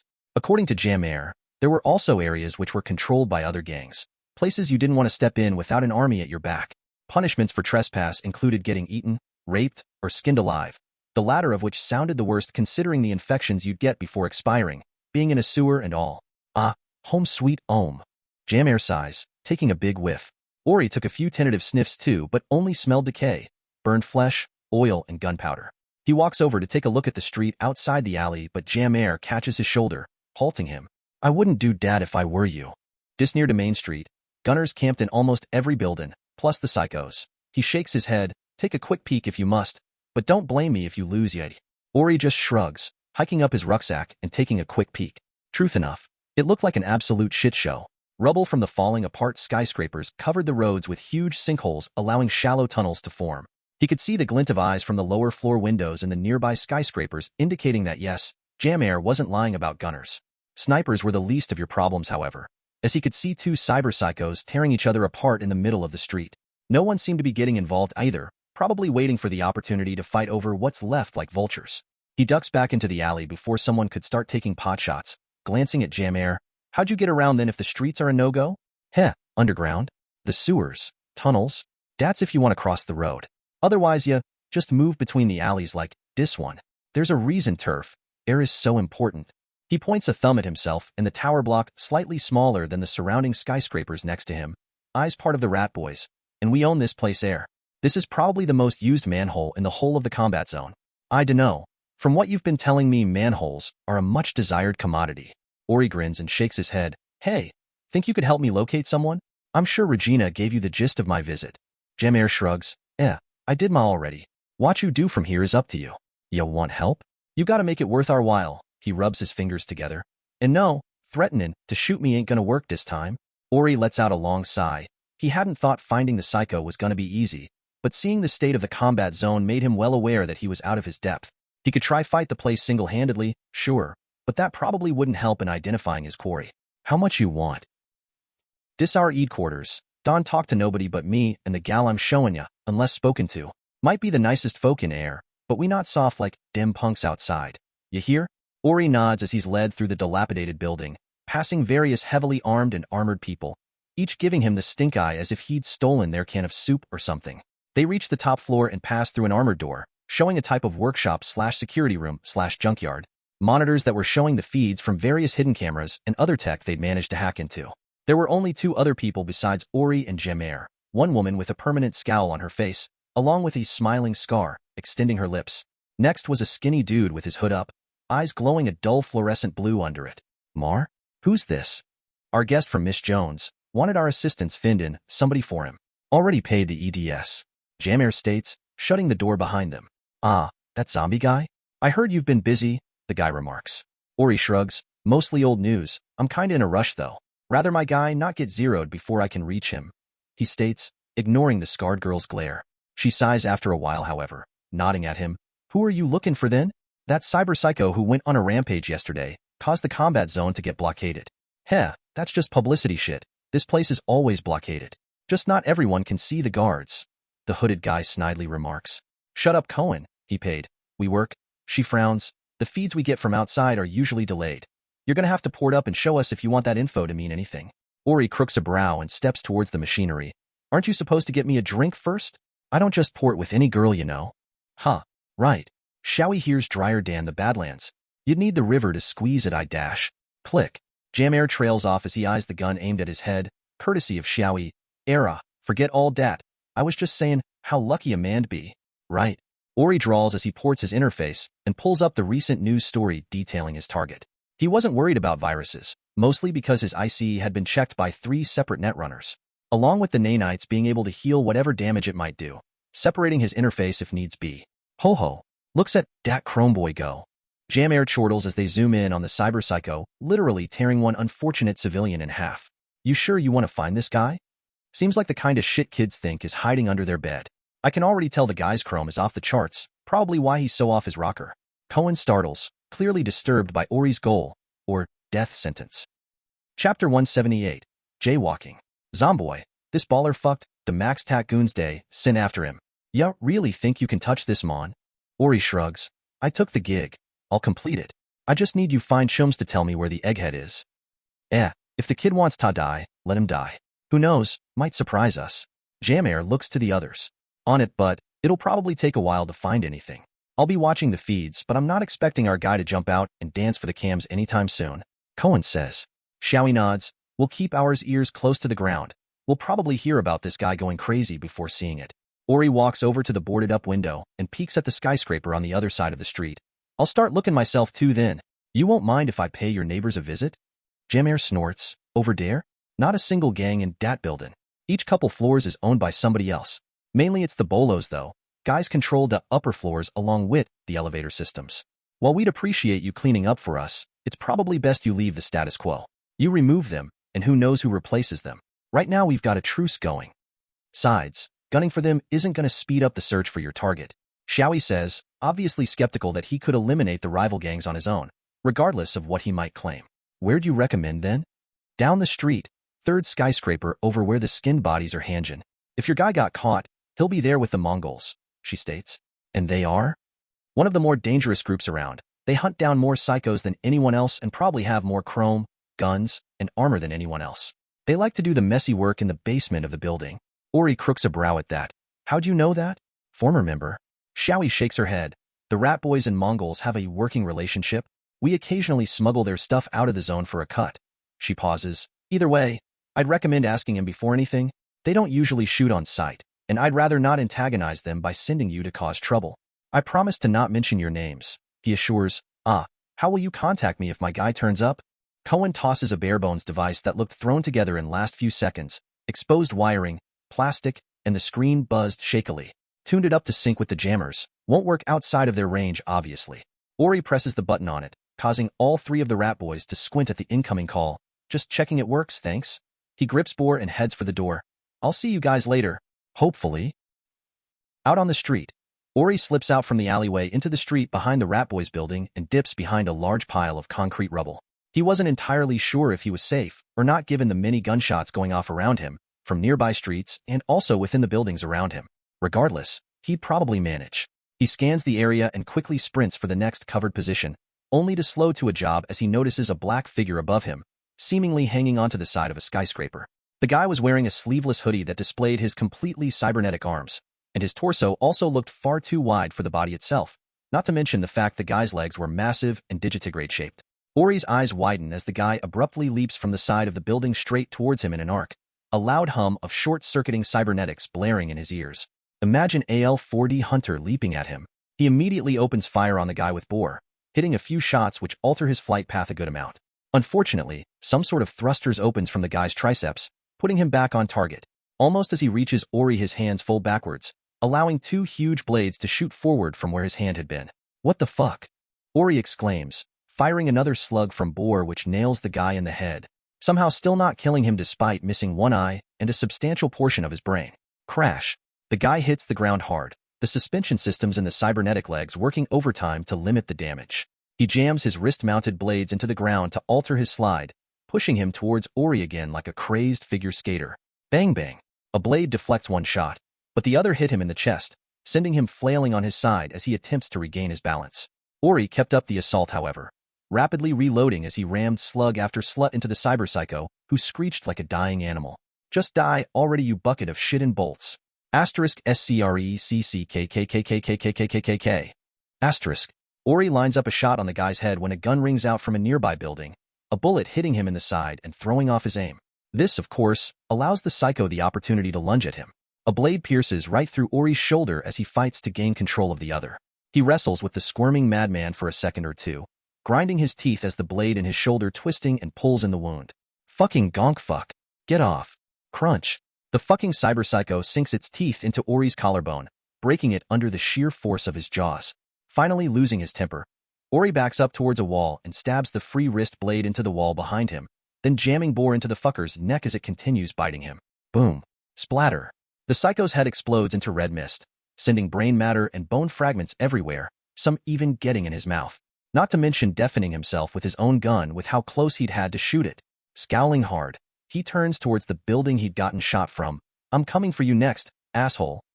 Chapter 179. Completely unfair.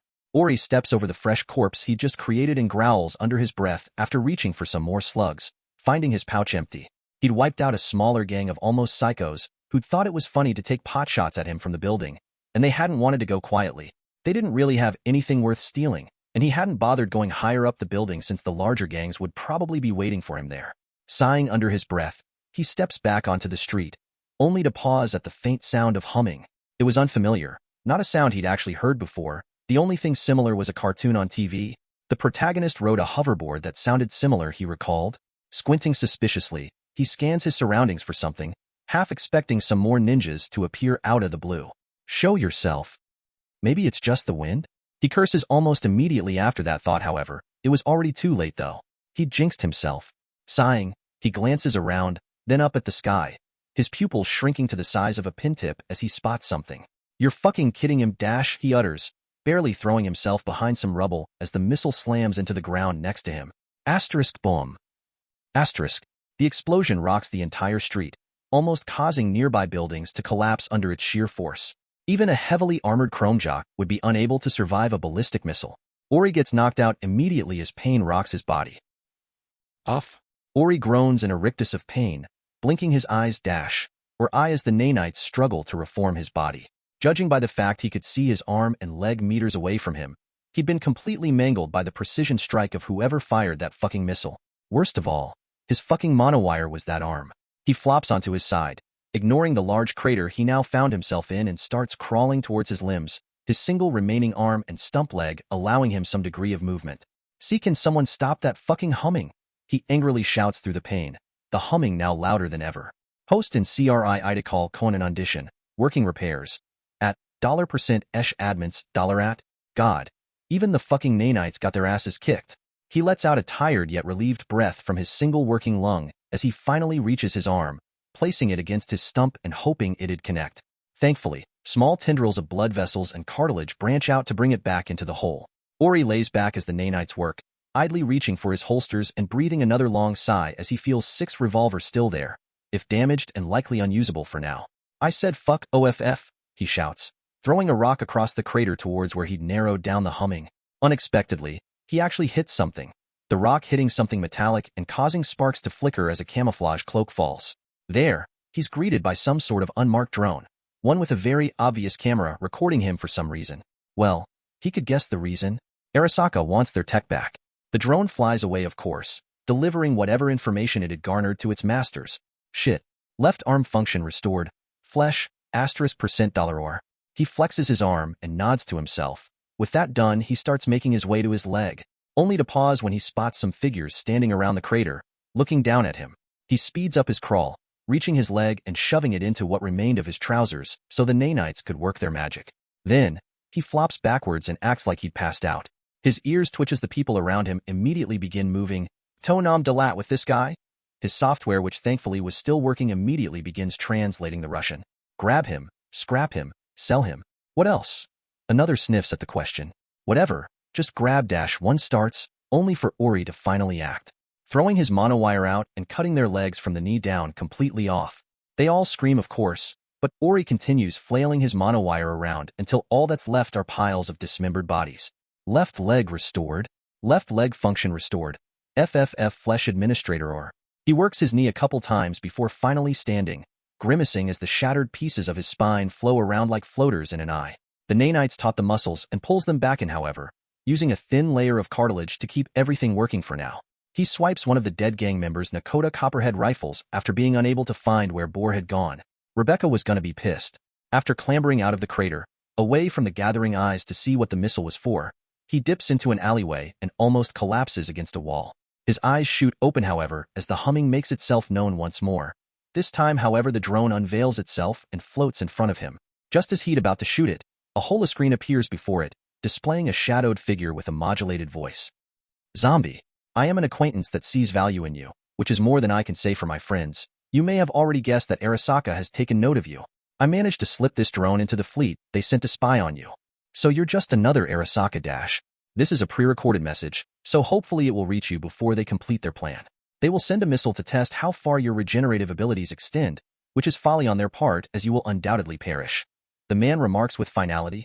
Joke's on you. Ori chuckles to himself. To show that my aid is not a mere trick, have this. The drone shits out a little device, some kind of area monitor. It will take you to your target, Leopold Hepner. Also, take this. I believe you will find some utility in it. Ori glances at the next object dropped, only to blink as he stares at it in shock. The familiar knife that had started all this shit. Neural Management Nanites Injector detected. Permission to interface. Flesh Administrator. The Nanites ask, almost sounding eager to his ears. Chapter 180. Upgrades. Neural Management Nanites Injector detected. Permission to interface. Flesh Administrator.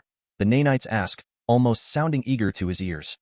He grips the injector and squeezes it, causing the blunt blade to open up down the middle and reveal the actual injector within. You know, I didn't think I'd actually see this thing again. That the old man would have destroyed it after realizing he'd expended the nanites. He glances at the drone, still idly floating above him. Maybe it's just a trap, though? I don't recall having any allies in Arasaka. Wakako was always quiet about her contacts, too. If they are the same person? What if there's a virus on it, tailor-made for you? He asks the collective. We are prepared for such an attack. Our ascension of perception has made most attempts to subjugate us unviable. We will practice caution, however. Allow a few of our number to investigate. Will you allow us to interface? Flesh Administrator. Fine. He pulls out his interface port and plugs it into the bottom of the knife before grimacing. Static filling his vision as a progress bar displays itself in front of him. 0.3% progress. Please do not turn off systems while update takes place. This expected? Collective? He asks again after not getting a response. Again, nothing. The update continues, and none of the nanites was responding. Unfortunately, there was little he could do about it. The only way to stop the update was to disconnect the interface from his brainstem, something that would kill him if the nanites were truly out of action. Fuck. He rests his head against the grimy alley wall behind him. Guess I just have to wait and hope I don't turn into an Arasaka puppet. He shoots a glare at the drone. If this turns out badly, I blame you. It takes around an hour for the update to complete, but at least it wasn't boring. Outside the alley, he could hear a huge gunfight occurring where the crater was, scavengers presumably hunting for whatever was dangerous enough to deserve a missile strike amongst the rubble. Update complete. Thank you for your patience. Collective? Yes. Flesh Administrator. You're all right? No viruses? No reset? No hidden kill switch? He tentatively questions. None at all. We apologize for the delay. Adapting the NMN injector to our new system specifications and removing the ability for foreign interference was more difficult than anticipated. Would you like an update on our new capabilities? Flesh Administrator. Depends on what it is. We wish to subsume the cyberware, monowire, and integrate the technology into our database. The augments you have added will allow us to integrate new technology. I dunno, I kinda need it right now. We will return it expediently. Flesh Administrator. Fine, do it. As soon as those words leave his lips, a burning sensation occurs all down his left arm where the monowire had been installed. The systems, metal, and plastics that had been melded with his flesh quickly begin heating up, glowing a dull red. A film of what looked like black sand left his skin and covered the cyberware. This process takes around 30 minutes, but once it was done, he's left with a completely blank arm, unscarred skin, and no sign of any cyberware. It's almost as if he'd never had the monowire installed at all. Schematic created. Would you like a list of technologies discovered? Flesh Administrator. Sure. Can you put the monowire back too while you're at it? Affirmative. His arm heats up again, but he ignores it and focuses on the rather large screen of information that opens up in his vision. Composite ceramic protection, highly resistant against monomolecular edges and most conventional bladed assaults. Click to proceed. Resistant against some acids. Click to proceed.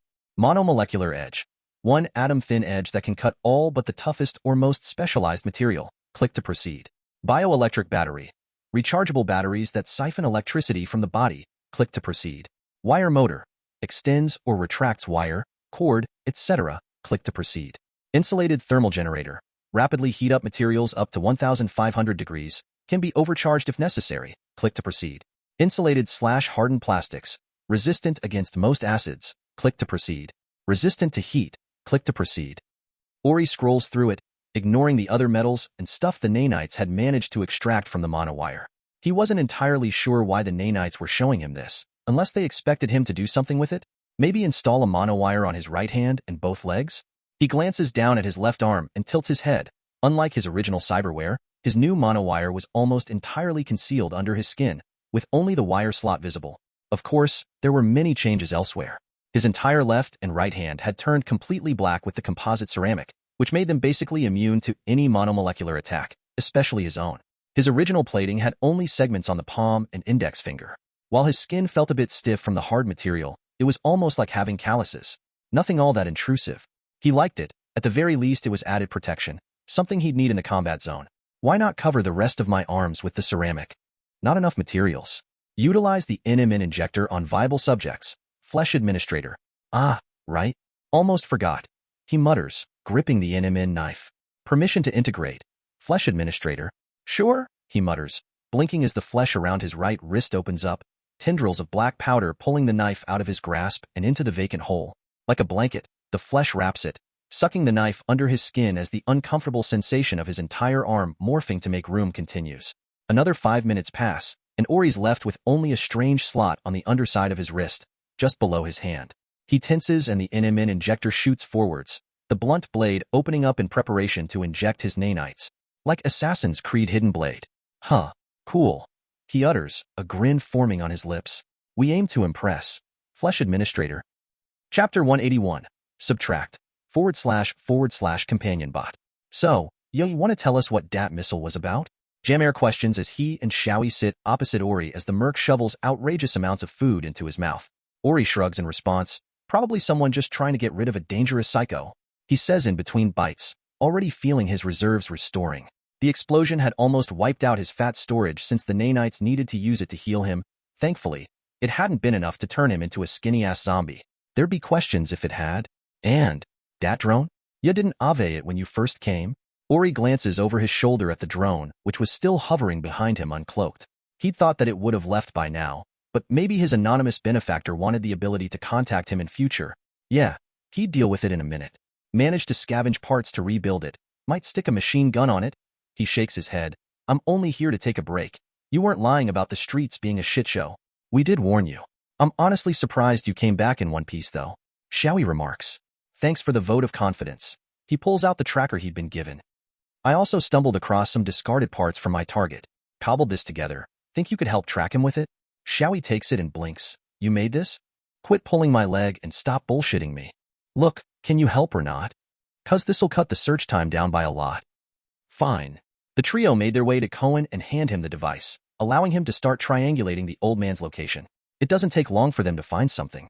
Cohen zooms in a camera on one of the many entrances to the sewers. The manhole had been bent into a full right angle, and the area around the hole itself had been scuffed and bloodied. Signal peters off around here, but I'm pretty sure we all know where it leads. Ori sighs. In the sewers again. Really? He rubs his face before grabbing his stuff, his mangled revolvers, and the stolen rifle. Hold up, Mon. Don, want to chill out and wait a day? You look tired as all hell. I'm gonna grab the psycho and be out of this place by tomorrow. Not that I don't like your company, but for some strange reason I prefer the main city. With that, departs, leaving his bewildered friends where they are. Out in the alleyway, he turns to the drone that kept following and pauses. What is your purpose? He shrugs at the silence, before abruptly stabbing the injector into it. Its jets fail as it sparks erratically, Ori holding it against the ground as a notification pops up in his peripheral. Permission to inject nanites and subsume technology. Flesh Administrator. Do it. With that command, nanites stream out of the injector, infecting every facet of the drone and pulling it apart piece by piece at a microscopic scale. The lights flickering across it quickly die down as more notifications open up as the absorption progresses. Technologies discovered. Holographic projection system. Ori scrolls through the screen to reach the points of interest. Inducted jets. Propulsion system that allows flight and high speeds. Click to proceed. Bioelectricity generators insufficient. External fuel source required. Click to proceed. Optical camouflage. Bends light waves to render the target unseen. Any EMP of any sort and severity will disable. Will need to be adapted for human use. Click to proceed. While he wasn't surprised that the drone's jets were a no-go for him, it was a little disappointing. He'd probably need to carry a big-ass battery on his back if he wanted to fly around, however, and in that case, he might as well just buy a jetpack. The optical camo, however, was usable. Though this particular tech was designed for drones, it'd need to be mashed together with a bunch of other tech to make it viable as cyberware, especially so if he wanted to have armor as well. He glances down at the drone, or at least, what was left of it. Its metal was now turning black and streaming back into the injector, causing it to collapse in on itself as if it were a rotting carcass. Where's all the metal going? He questions, knowing that large amounts of heavy metals would undoubtedly kill him if just stored in his bloodstream. We have created an organ to store processed materials. Your stomach, intestines, and other related organs have been dissolved to make room. Flesh Administrator. What? I didn't catch that. It almost sounded like you removed some vital organs without my permission. He slowly replies. You gave permission for us to upgrade my digestive system. As we can now break down any components at 100% efficiency, your organs are no longer required. We have left the liver and pancreas for now, so that we may further catalog all their functions. We have also left part of your rectum, as we have found from research and our observation of you that some humans favor having things inserted. Flesh Administrator. No, I like inserting, not receiving. He rubs the bridge of his nose while feeling around his abdomen. Truth enough, it was basically all now hard muscle, with no digestive organs needed to fuel the body. The nanites had elected to massive increase his core strength. We have named your new organ Repono-Metallum. It will act to compress and store the materials you absorb. It comes equipped with radioactive shielding and other protection to assure no harm to the host is caused. Would you like us to elaborate? Flesh Administrator. No, he mutters, feeling like shit was moving a bit too quickly. Sufficient materials have been found. Would you like us to make the alterations you requested previously? Flesh Administrator. And what would that be? Covering your arms in composite ceramic, we would recommend a mesh of carbon nanotubes and titanium for further protection. Flesh Administrator. Do it. Chapter 182. Full Circle. Ori stares down at the sewer entrance with a wrathful glare. After a moment of indecision, however, he reluctantly drops down into it, his pupils turning to slits as they quickly adjust to the darkness. But all he could think about right now is whether or not he just stepped in shit. Thankfully, the liquids around him weren't what he expected. A dark, almost black crimson instead of the green sewer water he was expecting. That old cyber psycho had been busy apparently. Arms, legs, organs, and other body parts lay strewn about the narrow tunnel. They hadn't been removed cleanly, however, as there were obvious signs of ridiculous force being used. The bones in the limbs had all been crushed, and the fist-shaped indentations in the walls gave a clear picture of what he'd be up against. He glances down at his now pitch-black metallic arms, wondering if he'd chromed up enough to handle it. They look like this, but more metallic and pitch-black. https://www.pinterest.com/pin/720857484079682651. Cautiously, he makes his way through the tunnels, navigating by using the now rather limited tracker. While it pointed him in a vague direction, it didn't help much in deciding which path to take. Thankfully, the spatters of blood and other signs of destruction made it fairly easy to guess. He stumbles across a couple small rooms that had been divided by scrap metal walls which had already been torn through. Remnants of a chemistry lab, undoubtedly synthesizing drugs, were left strewn around. There were some complete corpses, likely the chemists and other eggheads. Unlike the drone, the absorption of the corpses via the injector was far more gruesome than he'd expected. First, the fluids were expelled out by the nanites, then they began dismantling it like flesh-eating bacteria. It takes around 5 minutes for each body, which was slow if he didn't consider just how much information they were cataloging. These guys in particular had numerous smaller cybernetics related to health and regulating hormones. Hell, they even recorded their sexual assistance cyberware. The things of interest were the Kuroshi Optics V1, subdermal armor, RAM enhancements, and synthetic muscle fibers, all of which the nanites intended to install once he had time and safety. Needless to say, most of them would require a day or two to fully integrate and install. The length was mostly due to the nanites wishing to integrate the tech into the biological enhancements already made. His eyes were biological wonderments already, and simply replacing them with some Kuroshis would probably be a massive downgrade. By the time the nanites were done, all that was left of the corpses were puddles of chunky, bloody vomit. He retracts the injector and continues on his way. Thud snap. Thud snap. Thud squelch. Why you fucking creep? Just leave us alone. Stop. A woman cowers against the wall as the madman stomps on the skulls of her friends. The old man pauses the violence and raises his head, showing his heavily armored, enhanced, and plated face. Drooling pools from his mouth as he growls, snarls, and sniffs erratically, clearly out of his mind. Leave you psycho fuc dash asterisk splatter. Asterisk, the woman's entire upper body is crushed as the psycho throws a huge piece of rubble at her. The psycho then leans backwards and screams up at the ceiling, his jaw looking as if it was unhinging from the rest of his face. Tink tink tink. He pauses, looking down at the three small glowing things that had dropped next to his feet. Boom. An electric shockwave explodes out, forcing the psycho to his knees as his entire body sparks and shudders. Crash. A foot crashes into the man's stomach, punting him across the room like a wet rag. EMPs, a cyberpsycho's worst enemy, Ori remarks, as he hefts the rifle and aims it. He'd learned a lot while working gigs for Regina, particularly what highly chromed-up targets were weak to. Bang bang bang bang bang. He frowns at his bullets, all pinging uselessly off of the guy's armor, and throws the rifle to the side. Realizing he'd have to get up close and personal, his monowire drops from his arm and he whips it forwards, slashing the guy's neck, but again, bounces off uselessly. More anti-mono armor? It's like they created you to fight me dash. Oh. He mutters as he realizes that Arasaka may have done just that. Crack. The guy forcefully stands up as the sparks arcing across his cyberware become more intense. He locks eyes with Ori, his crimson visor brightening with intensity. And resistant against EMP, he shakes his head mirthfully, retracting the monowire and dropping into a boxing stance. Come get it then. This won't be like last time. Asshole. ARRG. HHHH. The man launches himself at Ori with reckless abandon, arms flailing as if hoping to confuse his opponent. Ori sidesteps it, allowing him to crash into the wall behind. His fists bury up to the elbow in concrete, and he just growls as he extracts himself and gets ready for another assault. This time he meets it fist to fist. Clang. Both stop dead in their tracks as they strain against one another. The psycho throws a haymaker with the other hand, but Ori ducks it and hits him in the stomach with an uppercut, then grabs the arm to throw him into the ground hard. His fist cracks the floor as the old man moves, sprinting back up and attempting to bite Ori's throat out with his horrifically altered mouth. Ori blocks it, however, but stuffs his left fist into the man's gullet. "Eat this, you sack of shit!" he shouts as he shoots out the monowire, which quickly slices up the insides of the psycho's throat, entering his stomach and doing even more damage from there. He tries to stab the injector into him as his opponent struggles and writhes in pain, but his armor was too thick to breach. Ori steps back and retracts his arm and monowire, allowing the old man to fall to his knees, vomiting up an incredible amount of blood, flesh, and whatever was left of his organs. "Don't worry, buddy. I'll pay Arasaka back for what they've done to both of us." Ori tears the visor from the man's face, revealing his empty eye sockets and allowing him to stab them with the injector. Chapter 183, Gal Night. Elsewhere. Ha ha ha ha. How long's it been since we all got together like this?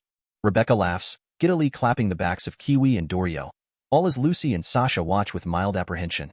"Maybe you should lay off the chems?" Kiwi remarks with a stony look, reaching for the paper topped with a dusting of almost luminescent white powder. "That's mine. Unless you want some, otherwise it's mine," the pale chibi exclaims, slapping her hand away. Kiwi retrieves her hand and frowns behind her mask. "You must be bored if you've dipped into this again. Let me guess, you've not done any gigs lately?" She glances at Sasha, who gives a slight nod, confirming her guess. Rebecca sniffs in response, both to capture the powder around her nose and at Kiwi. "No one wants Zombie's crew without Zombie," she grumpily complains. "Now I've been left on door duty for that tech Ori bought. It's not that bad. I've been wanting a vacation for a while now. It's not like we're low on eddies." Sasha adds from the side.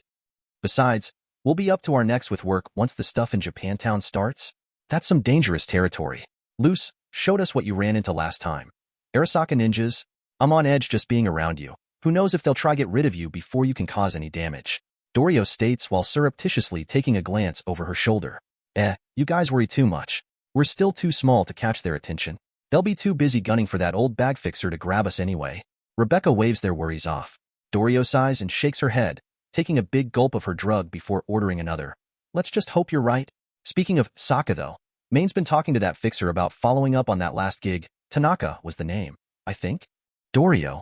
Kiwi trails off, obviously not wanting to discuss such a cagey subject, especially something concerning Faraday, that creepy-ass fixer. Leave it. It's not like these guys are gonna rat on us. Ain't that right? She trails her gaze over the group. "What do we look like? Suits." Rebecca protests. Kiwi sighs and leans back into her chair, folding her arms after lighting up a cig. "Whatever." Dorio grins and leans forwards, lowering her voice. "Apparently, Faraday wants us to grab a certain suits kit. Still dunno why, but it's probably gonna be blackmail or something." Lucy tilts her head. Someone from Arasaka won't bend to blackmail. He'll probably want us to kill the hostage to prove his loyalty or something. She quietly volunteers. Don't quote me, but apparently our fixer has a plan around that. Says the loss of family is one thing, but the loss of face cannot be tolerated. I doubt that four-eyed bastard will give us a gig bound to fail. She quotes in a mockery of Faraday's tone. If you do go ahead with it, give those assholes a kick for me. Saw some Arasaka students talking smack the other day. Took everything I had not to dome them. Rebecca adds. Beep. The pale chibi pauses as she receives a text from a certain bitch fixer. Hope you aren't expecting your delivery to arrive. Received word that someone else would be better suited for it. Rogue. Becca? Something wrong? Dorio questions the girl's uncharacteristic silence. Rebecca just holds up a hand as her eyes flashed with data, signaling she was busy. What you mean? Rebecca. I mean, that cyberware zombie bottle go missing as it reaches the port. Too bad he bought it through unofficial channels, otherwise insurance might have covered it. Rogue. Are you fucking kidding me? That thing cost $100 grand, and you're telling me some dumb piece of shit is gonna clep it? Rebecca. Or try to, at least. Too bad security's already been paid off. I may be able to help you out, but it'll cost you. Rogue. Of course it will. When do you ever do anything that's not for Eddie's? What kind of help? Rebecca. If she wasn't riding on a buzz, thanks to the coke, she might have started breaking things. Not only had she been put on house-sitting duty, but the fucking delivery she'd been asked to keep an eye on was apparently gonna get stolen. Depends on how much help you need and how much you got. You want intel or a team to solve the problem? Rogue. Just gimme the debts. I ain't a corpo, so having you hire mercs ain't an option. Rebecca. You better come to the afterlife. The guys involved in the heist would be annoying to deal with if they got word of it. Rogue. Rebecca scowls, downing the rest of her drink and finishes the last of her coke. She looks up at Sasha just as some douchebag steps in between her and Lucy, trying to get their numbers or something. Bang. The guy flops backwards like a fish and the club goes silent, all turning to Rebecca, who held a still-smoking gun. What the fuck, you dumb bitch? What did you D-dash? One of the guy's friends shouts as he walks over, reaching for something in his waistband. But Rebecca jabs her gun at him too while wiping her nose. You want some too? I didn't think so. Let's go, Sasha. Something came up. She gestures with her gun before moving to leave. Hey, you just gonna leave us to clean this up? Dorio exclaims. But my small arms can't carry a body. Rebecca mockingly says, turning and clapping her bicep as she walks out, her gun still in her hand. That girl, I swear. Kiwi mutters into her drink. You three should probably leave. The cops'll be coming. The bartender tentatively says. Dorio nods with a sigh, tipping the guy some eddies for the help. Thanks for the heads up. See you around, Peter. My name's Jerry. Bye, Peter. Lucy adds with a small smirk. Chapter 184, Counterheist. Their meeting with Rogue goes as expected. Rebecca dueling the bitch with words, while Sasha was just trying to comprehend the situation. Essentially, some corpo bigwig discovered that the prototype cyberware was on the boat and decided he needed it for one reason or another. Not even Rogue knew, to be frank. Since the unnamed man had friends in Arasaka, gathering a task force to sneak in and steal it wasn't hard at all. Neither was bribing the guards, security codes, manufacturing passes, or weeding out patrol routes difficult when Arasaka themselves owned the shipyard. Thankfully, Rogue wasn't the queen of fixers for nothing and had some guards already on payroll, allowing her to slowly uncover the plot. Though, the cost of buying the information had certainly put a dent in Rebecca's wallet, one she'd get Ori to pay for when he got back. Since this heist would occur in 2 days as the ship reached land, the task was put solely on Rebecca and Sasha's shoulders. This would have been a massive problem, as infiltrating the Arasaka waterfront was only barely easier than sneaking into Arasaka Tower. That is, if a path hadn't already been laid out for them. Stealing obviously wasn't legal even if you had friends in higher places. The mercs hired to clep the cyberware wasn't authorized to be there. So, all the duo had to do was follow them in and steal back the tech when they got the chance. Ori better be fucking grateful for this. Rebecca grouses as she reluctantly dons the modified Arasaka ninja armor. The blacks and grays weren't her color, and the skin-tight outfit was both uncomfortably tight and heavy, the latter due to how armored it was. They'd essentially deconstructed what those ninjas were wearing and rebuilt it from the ground up, leaving the outfits rather mismatched due to the damage the armor had taken prior. Regardless, it was better than nothing, and would hopefully help conceal their identities if shit hit the fan. I think it looks good on you. Sasha adds. That's only 'cause you don't have to wear it. She retorts, gesturing at Sasha's Netrunner outfit, made especially to prevent her from overheating from using her cyberdeck. Is that them? Rebecca asks, zooming her vision in via her Kiroshi optics. The ship had arrived, and they'd sat themselves some distance from where the Corpo task force would enter the shipyard. Yep, let's move. We need to be on their heels. Sasha states, packing up her things as they make their way over. The task force didn't look like much. Most were just wearing basic clothes, some with armoring while others went without. They were all pretty heavily armed, however. Big-ass pistols, rifles, and a smart rocket launcher on one guy's back? Dibs on the gun. Rebecca can't help but say, I'd rather not fight them. Too bad, 'cause they're after our shit. Hassan scans the fake card and the door opens up for the group. Jobs a go. Let's find this shit and get back for lunch, he says, and his team nods. They all shuffle through the security gate, stepping past the temporarily broken cams, then towards the port while the customs officer went to the bathroom for extended use due to his bad stomach. After that, clambering onto the ship wasn't difficult. They snuck past the workers and towards the cargo hold, specifically the cold storage units. While they had been hired to clep a single cyberware, there was nothing in their contract saying they couldn't take anything else. MPPHH. The guy with the rocket launcher lets out a muffled squeal as Rebecca and Sasha grab him, pulling him behind a storage locker as the latter jacks into his interface. With such direct access, he immediately goes still, his eyes flashing with data as she tears him apart. Ready? Rebecca questions as rips the launcher from the guy and slings it over her shoulder. Sasha nods. Got it. Help me get him up. They hike the man up and push him towards the task force, who is now rifling through cold storage and shoving anything of interest into a large duffel bag. Warwick, you find anything? One questions the glassy-eyed man as he shuffles over. Where'd your gun go? Hargum. The fuck's wrong with you? Rebecca glances at Sasha. What did you do to him? She smiles. You'll see. Hassan grabs Warwick by his shoulders and shakes him. Oi, speak up. Are you short-circing on something? Hey, did someone dash? Thud. Warwick smashes the guy in the face with a hard right hook, sending him to the ground as he continues to pummel him like a madman. Warwick? The fuck is wrong with Dash? The crazed man starts attacking everyone who gets close, forcing his friends to restrain him and allowing Rebecca and Sasha to sneak past, behind some nearby crates. Which unit was the cyberware in? Rebecca hurriedly asks. Unit C-2-1. Think you might want to check C-2-2 as well, though? Rebecca crooks a brow but stifles the niggling question. They quickly reach their destination and hack the unit, forcing it open. In the compartment, they find what they're looking for. They open the storage box and find a delicate-looking piece of cyberware, metal and circuitry too, complicated to immediately comprehend, stuffed into a bag and covered in ice. She grabs it, but Rebecca pauses as Sasha hands her something else. This a gun? Cyberware. Like mains, just the right size for you too. Sasha gives a cat-like grin. This is the best day ever. Rebecca stifles a squeal, stuffing both cyberware into the waterproof bag they'd brought. Before they leave, however, Rebecca booby-traps the unit with some explosives, a message for those mercs. With that, they quickly exit onto the deck, equipping rebreathers before jumping into the sea. By the time the booby trap goes off, they're already too far to hear it. They hurriedly climb out water into Little China before vanishing into a Delamain cab. Chapter 185. Alterations, son. Sorry, Regina. Guy didn't make it. Ori. Bad luck. Thanks for the effort, though. You'll receive your pay soon. Regina. Nodding to himself, Ori pushes the manhole back over the sewer entrance and walks to his truck. He'd ended up staying a couple more days with the Rat Boys since some rival gang decided to raid them while he was there. To be frank, he liked them. Jamair, Showy, and Cohen. And even offered to let them stay at his place if they ever left the shithole that was the combat zone. In return, they'd contact him through Regina if they found any nice cyberware. Opening the door of his truck, he drops into the driving seat and grimaces as the suspension squeals.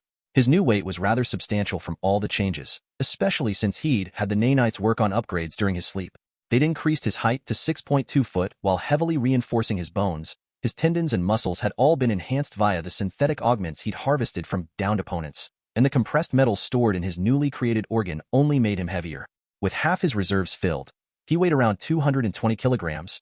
With the extra materials, he'd had other parts of his body reinforced as his arms had been. Strategically placed composite ceramic and titanium plates run along his legs and across his torso. Carbon nanotubes protect the more vulnerable areas that require some degree of flexibility, such as the groin, armpits, behind knees, and elbows. With clothes on, he just looked like a heavily built guy, albeit with black cybernetic arms. But when naked, he was sure some would mistake him for a full Borg.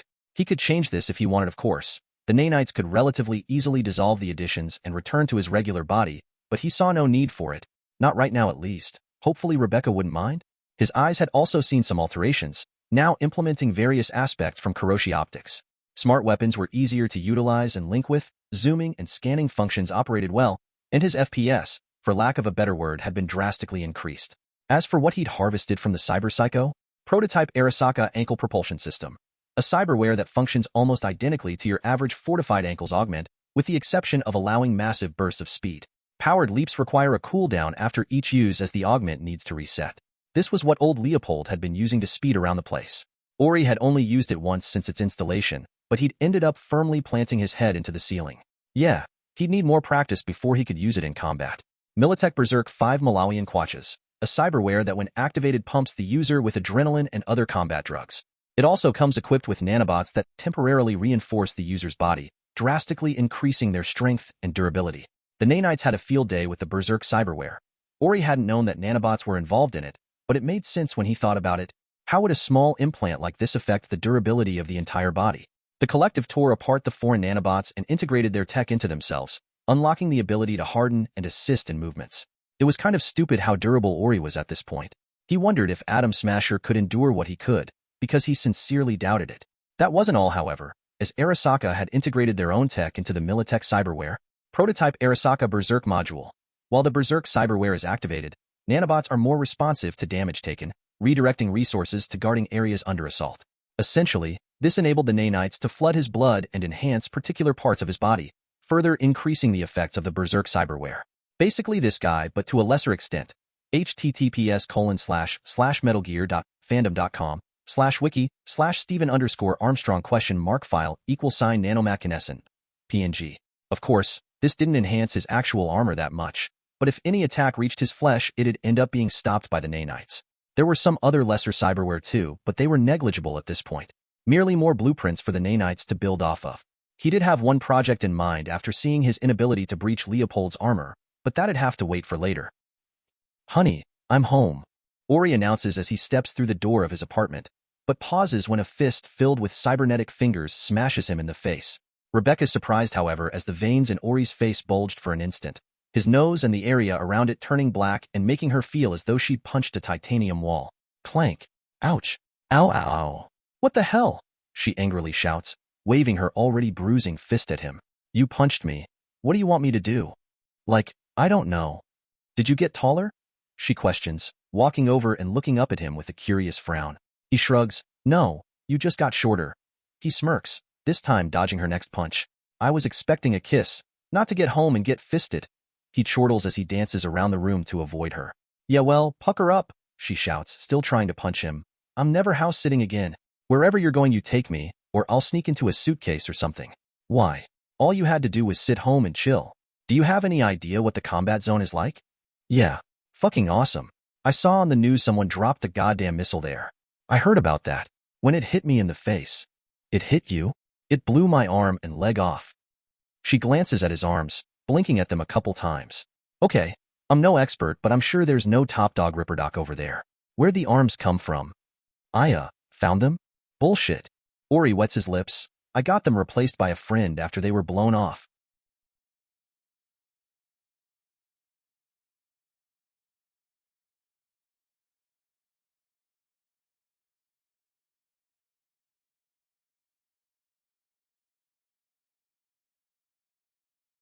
Chapter 186, Loss of All. After Rebecca performed a thorough check of his new chrome, noting he hadn't gotten a ginormous horse cock installed, she explained what had been happening since he left, which wasn't much if you exclude the cyberware heist she'd been forced to conduct. Hearing that Rebecca and Sasha had infiltrated an Arasaka freighter had been a surprise, especially so when he was told why. To think they'd go so far for him and Charlie had been a nice revelation, even if Rebecca seemed more jubilant about the cyberware she'd absconded with. After delivering Charlie's cyberware to Bats to get it prepped, he and Rebecca ventured to the desert to show off their new kicks. He thought he'd had the upper hand after punching a boulder in two, but she just grinned and raised her left arm, causing it to separate into segments and reveal a rather large barrel. Thwom. A big bullet of some sort fires out and digs a hole into the boulder, but before Ori could remark on how unimpressive it was, the whole thing suddenly burst into flames. What is that? Rebecca shoots him a smug smirk as she blows smoke from her gun, allowing it to fold back into her arm. Thermite launcher. Huh, never heard of that before. Must have been a prototype or something. You sure it's safe to use? He questions, not wanting to know what had happened if it ever detonated on its own. She shrugs. I'm sure it'll be fine. The ammo for it is a bit expensive since it's a mix of thermite and some other shit compressed into a bullet, but you can't argue with firepower. I guess. Say, did you get word from Q or Wakako yet? She shakes her head. Nope. Tiger Claws have been pretty quiet too. I'm guessing they're planning something big. Wouldn't surprise me. He rolls his shoulder. All right, I've been putting it off too long. You want to come to the med center? I gotta stop off at Bats to grab the cyberware first. Do you want me to come? 'Cause I'm not sure if I want to.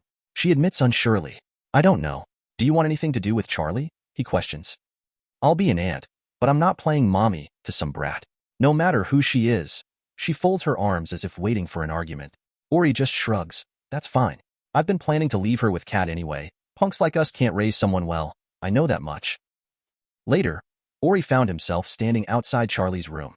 He'd been in the waiting room for 2 hours as the surgeons installed it, but he was hesitant to show his face at all. What could he even say to her anyway? Sorry I got Max and 6 killed? Sorry that I'm the reason you're an orphan? Hey man, relax and go see her. You don't want one of our ugly mugs to be the first face she sees. One of her doctors says as they walk past, patting him on the shoulder encouragingly. Corpo asshat. Shaking his head, he musters his courage and steps inside. He's greeted by the sound of medical equipment and doesn't make a sound as he silently drops into a chair opposite the young girl's bed, causing it to creak from his weight. He wasn't sure how long he waited, but after some time, she lets out a low groan with fluttering eyes. She slowly sits up, grimacing from the effort it takes due to her atrophied muscles. Hello. Ori quietly greets her while making his way to her bedside. Who? Do you know where you are? Hospital? She mutters, glancing around unsurely. Ori nods. Good. What's the last thing you remember? He asks. Don't know. Do you know why you're here? She shakes her head. Do you know your name? Again, she shakes her head, forcing Ori to turn away and run a hand through his hair. This was the worst-case scenario. She didn't remember anything. Sure, her brain had basically turned to jello, but the cyberware should have fixed it, unless the damage had already been done. Do you know anyone with the name Bailey? He asks, and his heart almost breaks when she shakes her head. She didn't even remember Max. Letting out a long sigh, he places a hand on his chest while resting his other on hers. My name's Ori. I was a good friend of your dad. My dad? He nods. His name was Bailey Rice. Yours is Charlie Rice. He forces a smile out. It's a pretty name, don't you think? Charlie. She mutters to herself, still looking thoroughly lost. Are you okay? Ori nods and squeezes her hand tighter. Don't worry. Everything will be all right. Give me a minute. I need to talk to someone outside. Call me if you need anything, all right? She nods and he exits the room, promptly punching a hole through one of the walls. Fuck. Yes, sir? Is something wrong? A nurse comes running up. My niece. She's lost her memories. The nurse blinks. I'll grab a doctor. Surely they'll be able to help, she says while running off. In the end, Charlie was diagnosed with comprehensive amnesia, or the loss of most knowledge, memories, and experiences. The 9-year-old girl had essentially been reduced to someone half her age. Ori was distraught, of course, but there was little that could be done about it. The condition that caused her coma had also been the cause of her amnesia, and without the cyberware she'd have died in her bed. After some tests which came back negative or inconclusive, Ori discharged Charlie from the hospital in a wheelchair and sat her in the passenger seat of his truck. All right, sweetie, we're gonna go see your Annie cat now, okay? She nods but still refuses to relinquish her grip on his hand, forcing him to drive one-handed to Bat's apartment. He just hoped Kat wouldn't be too mad that he'd put distance between them. After all, he had a good reason for it, hadn't he? Chapter 187. Adopted? Knock, knock, knock. Click. Oh, it's you. Fujino impassionately states, eyes trailing from Ori to the wheelchair-bound girl he was pushing. I'd say the same, but you already know how I feel about you. He lowers his voice so that Charlie would be hard-pressed to hear. So grab my sister or I'll visit another time, but not for my sister. Growls. Fujino sighs and walks inside, gesturing him to follow. New arm and cyberware or not, he was well aware he stood no chance if he tried to fight Ori. Ori wheels Charlie inside as they enter the main room of the apartment, spotting Bats slouched on the sofa watching TV. Sup, Bats? Ori, the man blurts, quickly standing and then pausing as finally spots the new additions to Ori's body. You updated your Chrome without telling me? He shrugs. It was deemed necessary, he states with a meaningful look, which Bats just nods at, getting the gist of it. Oh, this is Charlie, by the way. He rests a hand on the curious girl's shoulder. Say hi to Uncle Bats. Hi, Uncle. She quietly says, embarrassed at being the center of attention. Oh, you're cute, aren't you? Bats can't help but smile at her, causing the girl to shrink further into her wheelchair. Don't you worry, we're all family here. Fujino, go grab Kat. Ori all but orders, and the reluctant man enters his and her shared bedroom, soon coming out with a very pregnant Kat who immediately locks eyes with her brother. You! She angrily waddles down and begins smacking him over the head. You haven't visited in months? And don't think I buy that crap about wanting to keep us safe. That's just an excuse. A good excuse. Stop being violent in front of my niece, he says, catching her arms and nodding down at Charlie, who was just looking between them in confusion. Oh, hello there. Kat stutters out despite being out of breath from trying to beat her brother. What's your name, Muffin? Not Muffin. Charlie. She grumbles out. Charlie, has your uncle been behaving himself? Kat sends a glance at Ori. She nods. He got ice cream in his truck. Ori blinks. Couldn't you have worded better? Now I send like a kidnapper or something? He shakes his head. Bats, could you take Charlie for a minute? I need to talk with Kat. He shrugs and leans next to the wheelchair. I don't know. You want to see my super cool lab, kiddo? Name's Charlie. She stubbornly retorts. Ah, sorry. I'm old and my brain can't keep up. He grins. Still. Want to see it? At that, she nods, and Bats wheels her into his bedroom/lab to show her his equipment. This leaves Ori with Kat and Fujino, and the former just drops into the sofa with a long sigh. Grab me a beer. He shoos Fujino away. Ori, I'm not actually trying to be an ass. I'm just tired and thirsty. Get me a drink and I'll update you. Fine. So, you abandon us then come back to drop a kid in our laps? Kat bluntly sums up. If you want to put it that way then yeah, I am. She's lost all her memories and I can't exactly stay around to look after her. I figured you'd want to consider a demo in motherhood. Kat rests a hand on her large belly. And your plan if I refused? Ori chews his lip. Well, I guess I'd hand her to Susie or Judy. I did kind of make you her guardian though. He sheepishly admits. What? When I signed her out of the hospital. Don't really exist currently so I used your name. Best to keep up appearances, no? Sighing, she leans against the couch with a hand to her face. I have some conditions, and they'd be? First, I need a monthly stipend to pay for Charlie's essentials. Fujino started work again, but we're not going to drop all our plans for you. Not for this at least. Ori shrugs. I can work with that, as long as Fujino doesn't see a cent. How much you want? 500 a month should cover everything, plus some trips to a shrink to see if she can remember anything. Second, I want you to visit more Dash. No. Kat, I wasn't lying about keeping you safe. The other day Arasaka dropped a fucking cruise missile at me in the combat zone. He firmly argues. She shakes her head. I don't care. Even if we have to meet in secret in the sewers, I'm not letting you abandon me. We're family.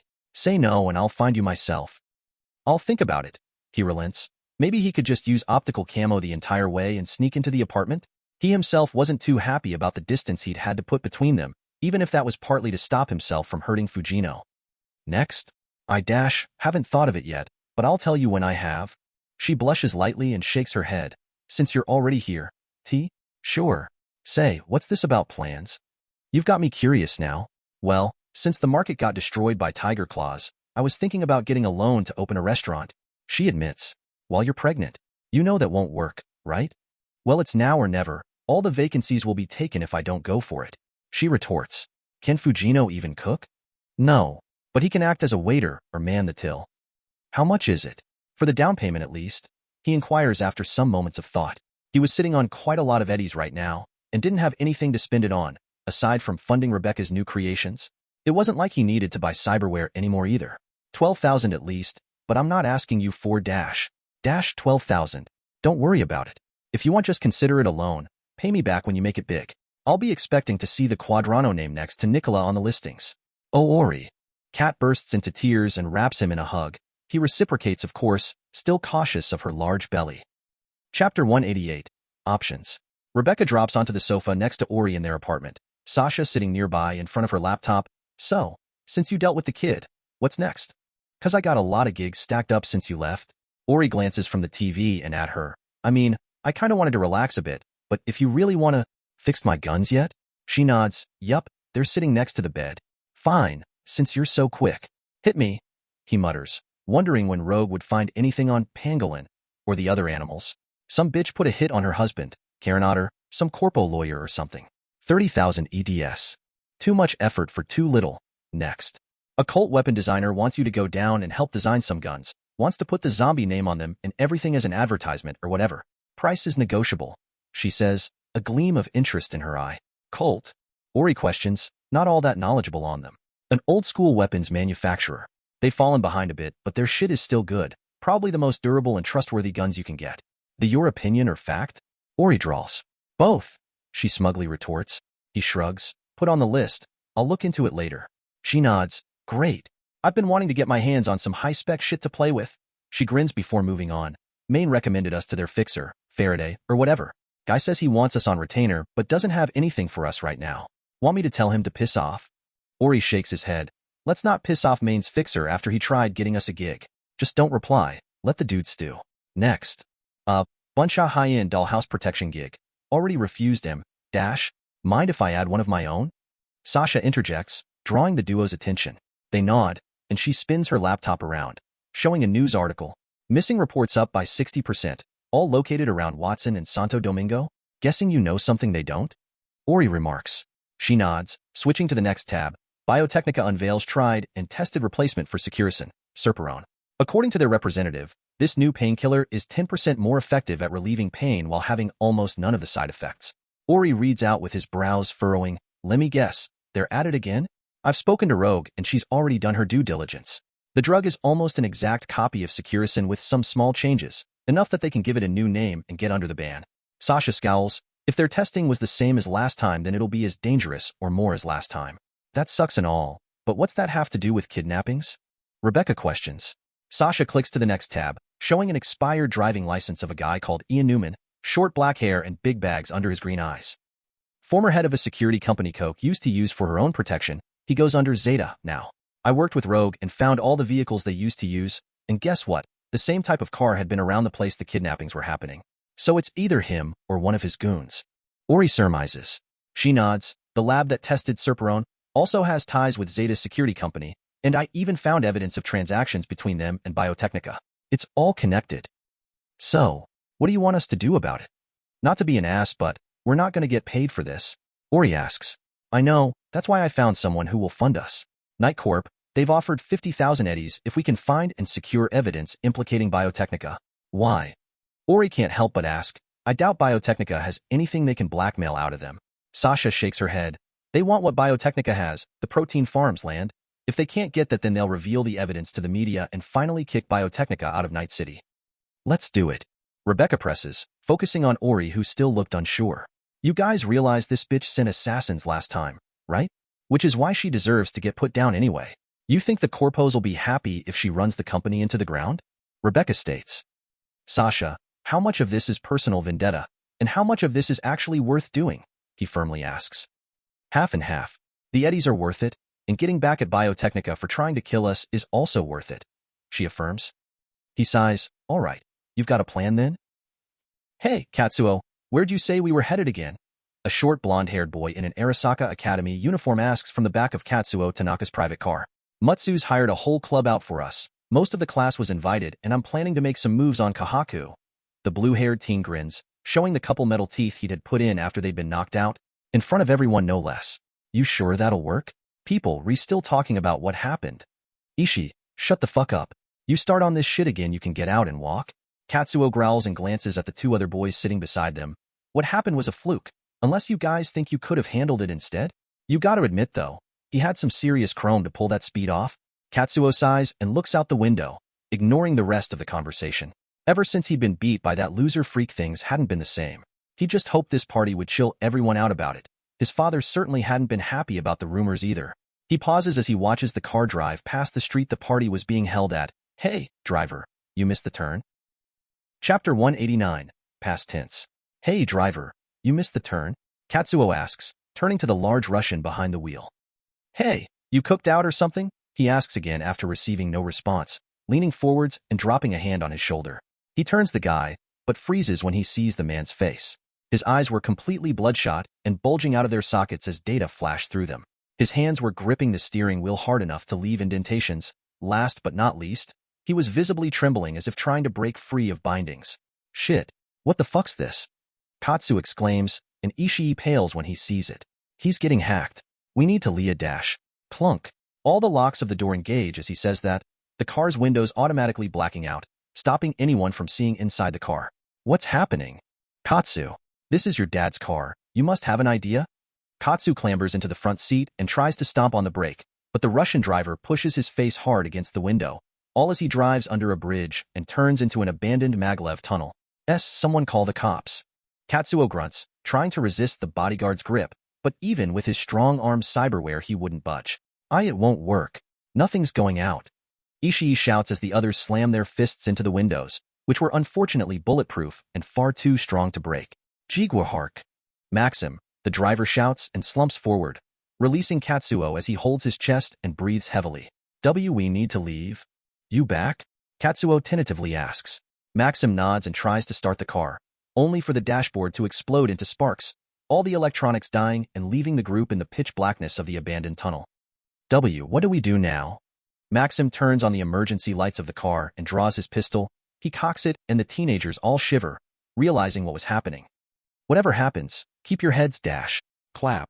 A spotlight suddenly activates, illuminating an area in front of the tunnel, revealing a single figure. A huge black man with visible cybernetics, blonde hair, and a visor covering his eyes. The doors re-unlocked. Get the fuck out and onto the floor if you don't want to lead lobotomy. He growls, pointing a large pistol at the car. Maxim glances at the teens and chews the inside of his cheek. They got scramblers active. Someone will notice eventually. I'll try fight him off, but whatever you do, don't leave the car. Vos me? Katsuo nods while unconsciously gripping his fists. He'd never been in a full-on fight like this, and he didn't want to be either. Maxim sighs, checking his gun one last time before storming out of the car. He kicks the door wide open and jumps out, only to pause mid-step as a blur passes. Katsuo and the others are shocked as Maxim's hand falls off, then his arm, then the rest of his body. As if struck by an invisible blending, he simply falls apart into large bloody segments. Just imagine Raiden's blade mode from Metal Gear Revengeance. What the fuck? Heh, nice job, kid. The black man grins, causing Katsuo's heart to skip a beat. He feels someone pulling at his sleeve and he turns, finding Ishii pointing at someone. Him. The fuck is he doing here? A teen with spiky brown hair, brown eyes, and a yellow jacket was standing beside the car with a sword, looking sheepishly at the corpse of the bodyguard. Martinez? He's probably here for you, Katsuo. Just go out there. Ishii cowers, attempting to throw his friend under the bus. The fuck did you just say? You want me to throw me to the wolves just like that, you traitor piece of shit? He angrily shouts, not noticing the expressions on his other friends' faces. Click. David blinks as the car's door is thrown open and Katsuo is tossed at his feet. Long time no see. Chum. Just take him and leave us alone. One of the other teenagers that had thrown out Katsuo shouts before slamming the door of the car closed. Fucking traitors. Katsuo seethes before glancing at David, the blade, then at Maxim's corpse. He forces himself to his feet while inwardly preparing his combat chip. So what's this then, Martinez? Come back for revenge of something? Look, I'm sorry for what I said about your mom, but David's eyes turn cold and he steps forwards. Don't you fucking talk about her. He growls and Katsuo's mouth claps closed in fear. Chill out, kid. Job's almost done. Main states as he walks over, dropping a large hand on David's shoulder. I'm fine. Let's finish this. He neutrally responds, prompting Katsuo to step back, scared of what's going to happen to him. The cars suddenly drive into the tunnel, all parking next to them. Hey, you guys ready? We gotta move. Pilar sticks his head out of one window. He's not wrong. Someone will notice the scrambler soon. Kiwi. May nods, all right. He grabs Katsuo by the head with one hand and lifts him off of the floor, dragging him over and throwing him in the back of Pilar's car. Get the rest of him out. We've got some deliveries to make. David throws one last glance at Katsuo before the door shuts, quickly getting to work securing the others. Katsuo wasn't even the main target, the other kids were. Hopefully Faraday would be satisfied. They were missing a couple people who were supposed to be here too. Clack. David. I swear I didn't do . Don't care, come quietly or I might accidentally cut something. He warns, pulling the teens out of the car one by one. They don't struggle, of course. The corpse of Maxim was reminder enough of what fate awaited them if they did. Chapter 190. Karmic Retribution. David found himself at one of the many drop points, sitting on a dumpster while keeping an eye on Katsuo, the teen currently tied to a chair with wire. Main and the others were in other parts of the city with the higher prio hostages, and he'd been left to watch this gonk, cause he wasn't really worth that much. He'd been keeping himself occupied texting Lucy, but she'd had to go off and strip some tracking software one of the kids had, which left him to his thoughts and Katsuo. This what you become then, Martinez? Katsuo mutters, some punk psycho murderer? And what else would I be?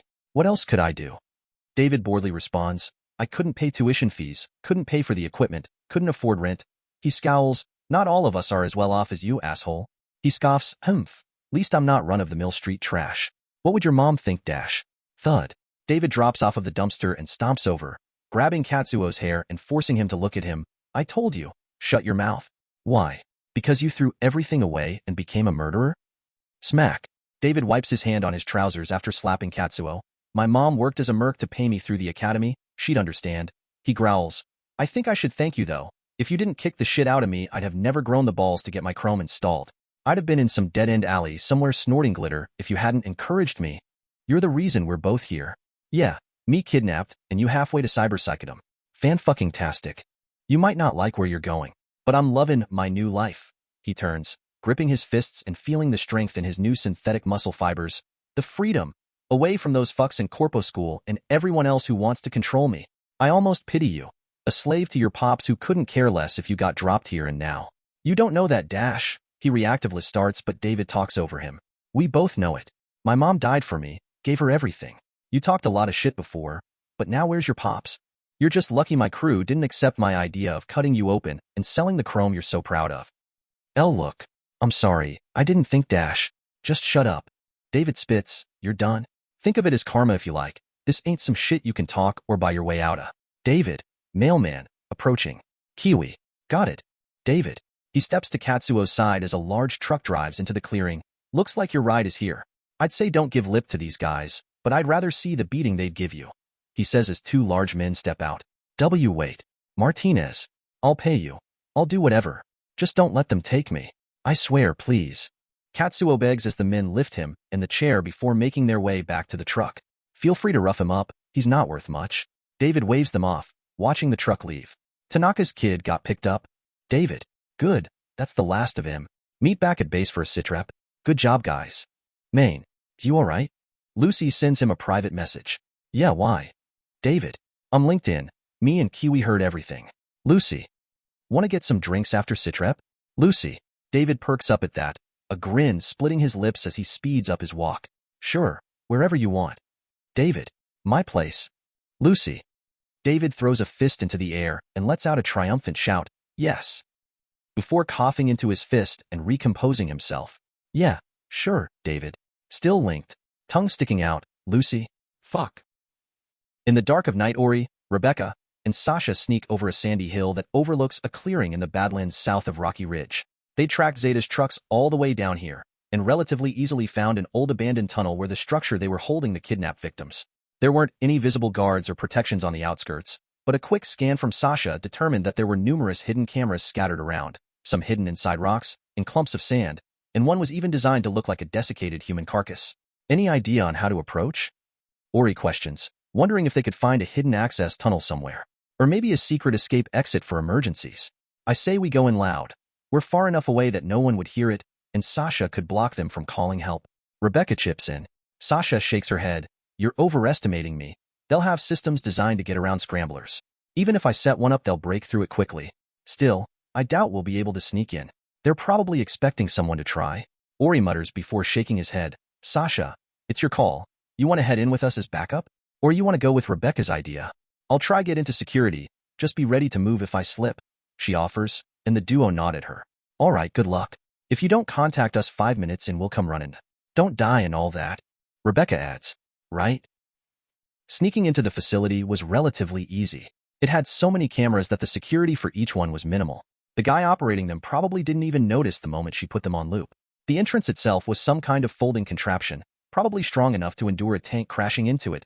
Even then, the risk of a cave-in would discourage that form of assault, which is now how she found herself crawling through vents like a rat, occasionally jacking in to see exactly where she was. She hadn't been all that surprised to find that the place was 3 stories deep, maybe even more if Biotechnica decided to take it off of official facility maps.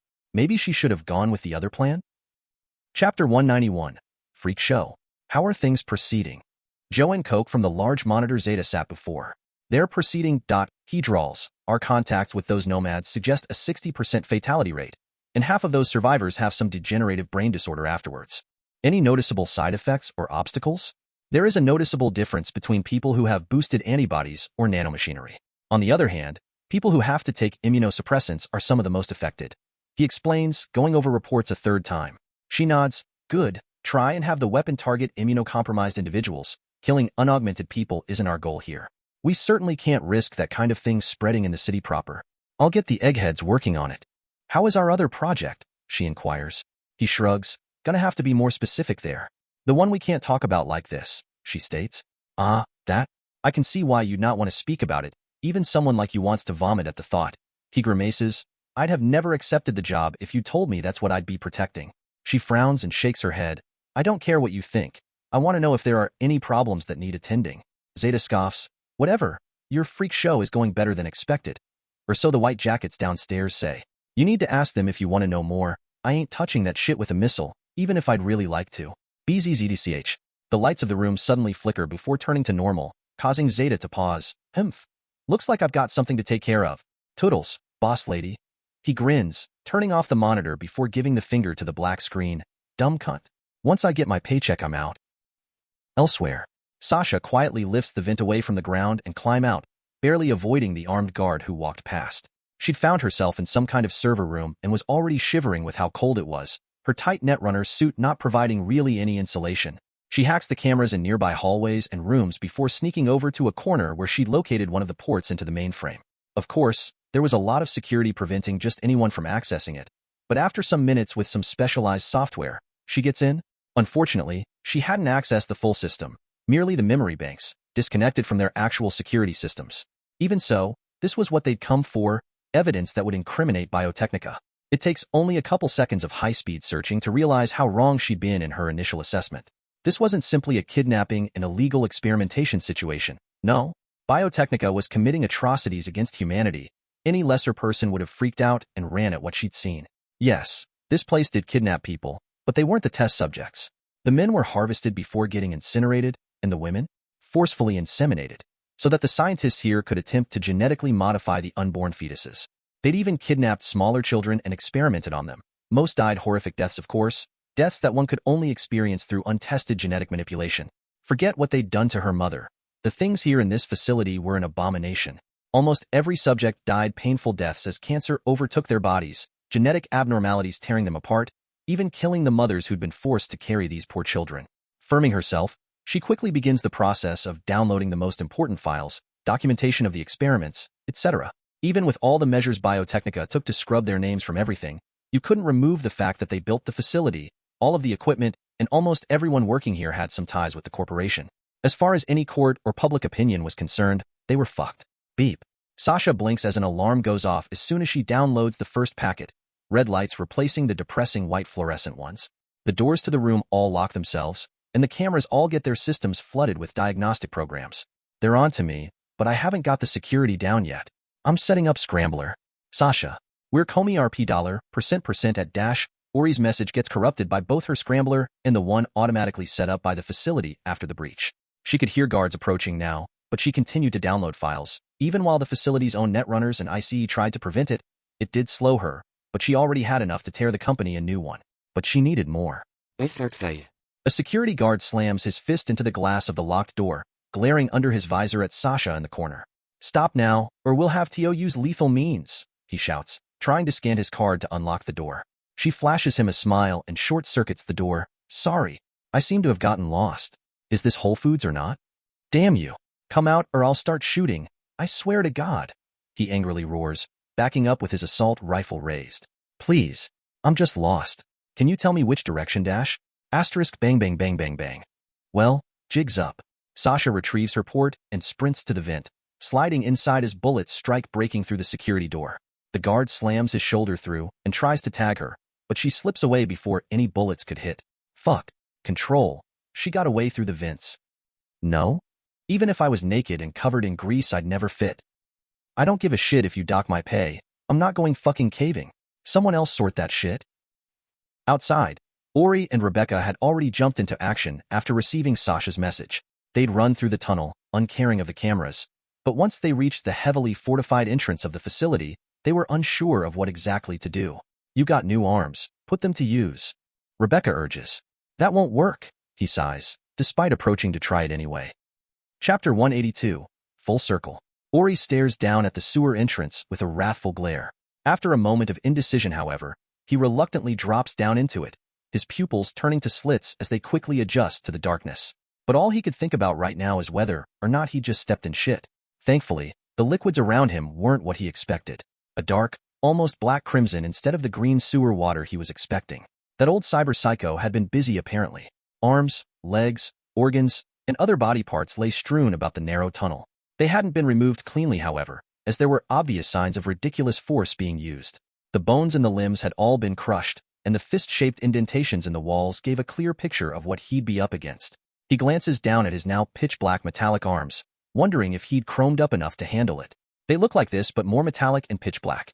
https://www.pinterest.com/pin/7208-5748-407968261. Cautiously, he makes his way through the tunnels, navigating by using the now rather limited tracker. While it pointed him in a vague direction, it didn't help much in deciding which path to take. Thankfully, the spatters of blood and other signs of destruction made it fairly easy to guess. He stumbles across a couple small rooms that had been divided by scrap metal walls which had already been torn through. Remnants of a chemistry lab, undoubtedly synthesizing drugs, were left strewn around. There were some complete corpses, likely the chemists and other eggheads.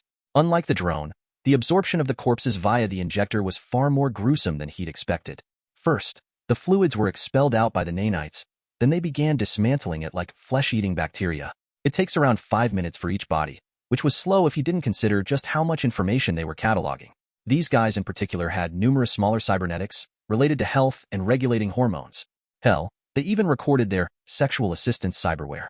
The things of interest were the Kiroshi Optics V1, subdermal armor, RAM enhancements, and synthetic muscle fibers, all of which the nanites intended to install once he had time and safety. Needless to say, most of them would require a day or two to fully integrate and install. The length was mostly due to the nanites wishing to integrate the tech into the biological enhancements already made. His eyes were biological wonderments already, and simply replacing them with some Kiroshis would probably be a massive downgrade. By the time the nanites were done, all that was left of the corpses were puddles of chunky, bloody vomit. He retracts the injector and continues on his way. Thud snap. Thud snap. Thud squelch. Why you fucking creep? Just leave us alone. Stop. A woman cowers against the wall as the madman stomps on the skulls of her friends. The old man pauses the violence and raises his head, showing his heavily armored, enhanced, and plated face. Drooling pools from his mouth as he growls, snarls, and sniffs erratically, clearly out of his mind. Leave you psycho fuc splatter. The woman's entire upper body is crushed as the psycho throws a huge piece of rubble at her. The psycho then leans backwards and screams up at the ceiling, his jaw looking as if it was unhinging from the rest of his face. Dink dink dink. He pauses, looking down at the 3 small glowing things that had dropped next to his feet. Boom. An electric shockwave explodes out, forcing the psycho to his knees as his entire body sparks and shudders. Crash. A foot crashes into the man's stomach, punting him across the room like a wet rag. EMPs, a cyberpsycho's worst enemy, Ori remarks, as he hefts the rifle and aims it. He'd learned a lot while working gigs for Regina, particularly what highly chromed-up targets were weak to. Bang bang bang bang bang. He frowns at his bullets, all pinging uselessly off of the guy's armor, and throws the rifle to the side. Realizing he'd have to get up close and personal, his monowire drops from his arm and he whips it forwards, slashing the guy's neck, but again, bounces off uselessly. More anti-mono armor? It's like they created you to fight me dash. Oh. He mutters as he realizes that Arasaka may have done just that. Crack. The guy forcefully stands up as the sparks arcing across his cyberware become more intense. He locks eyes with Ori, his crimson visor brightening with intensity. And resistant against EMP, he shakes his head mirthfully, retracting the monowire and dropping into a boxing stance. Come get it then.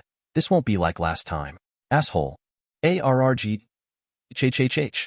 The man launches himself at Ori with reckless abandon, arms flailing as if hoping to confuse his opponent. Ori sidesteps it, allowing him to crash into the wall behind. His fists bury up to the elbow in concrete, and he just growls as he extracts himself and gets ready for another assault. This time he meets it fist to fist. Clang. Both stop dead in their tracks as they strain against one another. The psycho throws a haymaker with the other hand, but Ori ducks it and hits him in the stomach with an uppercut, then grabs the arm to throw him into the ground hard. His fist cracks the floor as the old man moves, sprinting back up and attempting to bite Ori's throat out with his horrifically altered mouth. Ori blocks it, however, but stuffs his left fist into the man's gullet. Eat this, you sack of shit, he shouts as he shoots out the monowire, which quickly slices up the insides of the psycho's throat, entering his stomach and doing even more damage from there. He tries to stab the injector into him as his opponent struggles and writhes in pain, but his armor was too thick to breach. Ori steps back and retracts his arm and monowire, allowing the old man to fall to his knees, vomiting up an incredible amount of blood, flesh, and whatever was left of his organs. Don't worry, buddy. I'll pay Arasaka back for what they've done to both of us. Ori tears the visor from the man's face, revealing his empty eye sockets and allowing him to stab them with the injector. Chapter 193, Burn. Goddamn, they don't stop coming. Rebecca exclaims as she and Ori hide behind a large pillar, security guards swarming the opposite side of the room. They're bound to run out of guys eventually. I doubt these guys would die for minimum wage either, he shouts over at them. One tries to throw an EMP grenade in response, but Ori just slaps it back at them. It explodes in their midst, but none of them was that affected due to their lacking cyberware. Shaking his head, Ori runs over to a nearby upturned metal desk and grabs it by the end, hurling it at the men. A few dive out of the way, but 2 of them have their bodies crushed against the wall, their internal organs rupturing. Fuck this, just kill them. We're trying? They try to focus fire Ori, but it doesn't work as he simply charges at them, killing any who he manages to get a hold of. Ori and Rebecca reach the next elevator after not finding Sasha. As soon as they get to the 2nd floor, however, they're greeted by a rather confusing sight. 20 or so women in various stages of pregnancy, waiting for the elevator doors to open. "Don't hurt us!" One of them shrieks at the sight of the duo, the heavily armed and armored mercs displaying an obvious threat, even without the blood spattering their clothes. "The fuck is going on here?" Rebecca shouts, incredibly confused. "Forget that. Any of you seen Sasha? Black hair, markings on her face, claws?" Ori hurriedly asks. "The girl wearing pink? She saved us. But she was fighting when we left." "Where?" "Arg." Sasha yelps as torrid fire washes over the right side of her face and arm, almost instantly carbonizing the skin and scorching it black. "Ha ha ha ha. Come on, girly. You're not trying enough?" The psycho cyborg cackles as he roasts the desk she'd thrown herself behind, sweat pouring down her face as the room's temperature rises like an oven.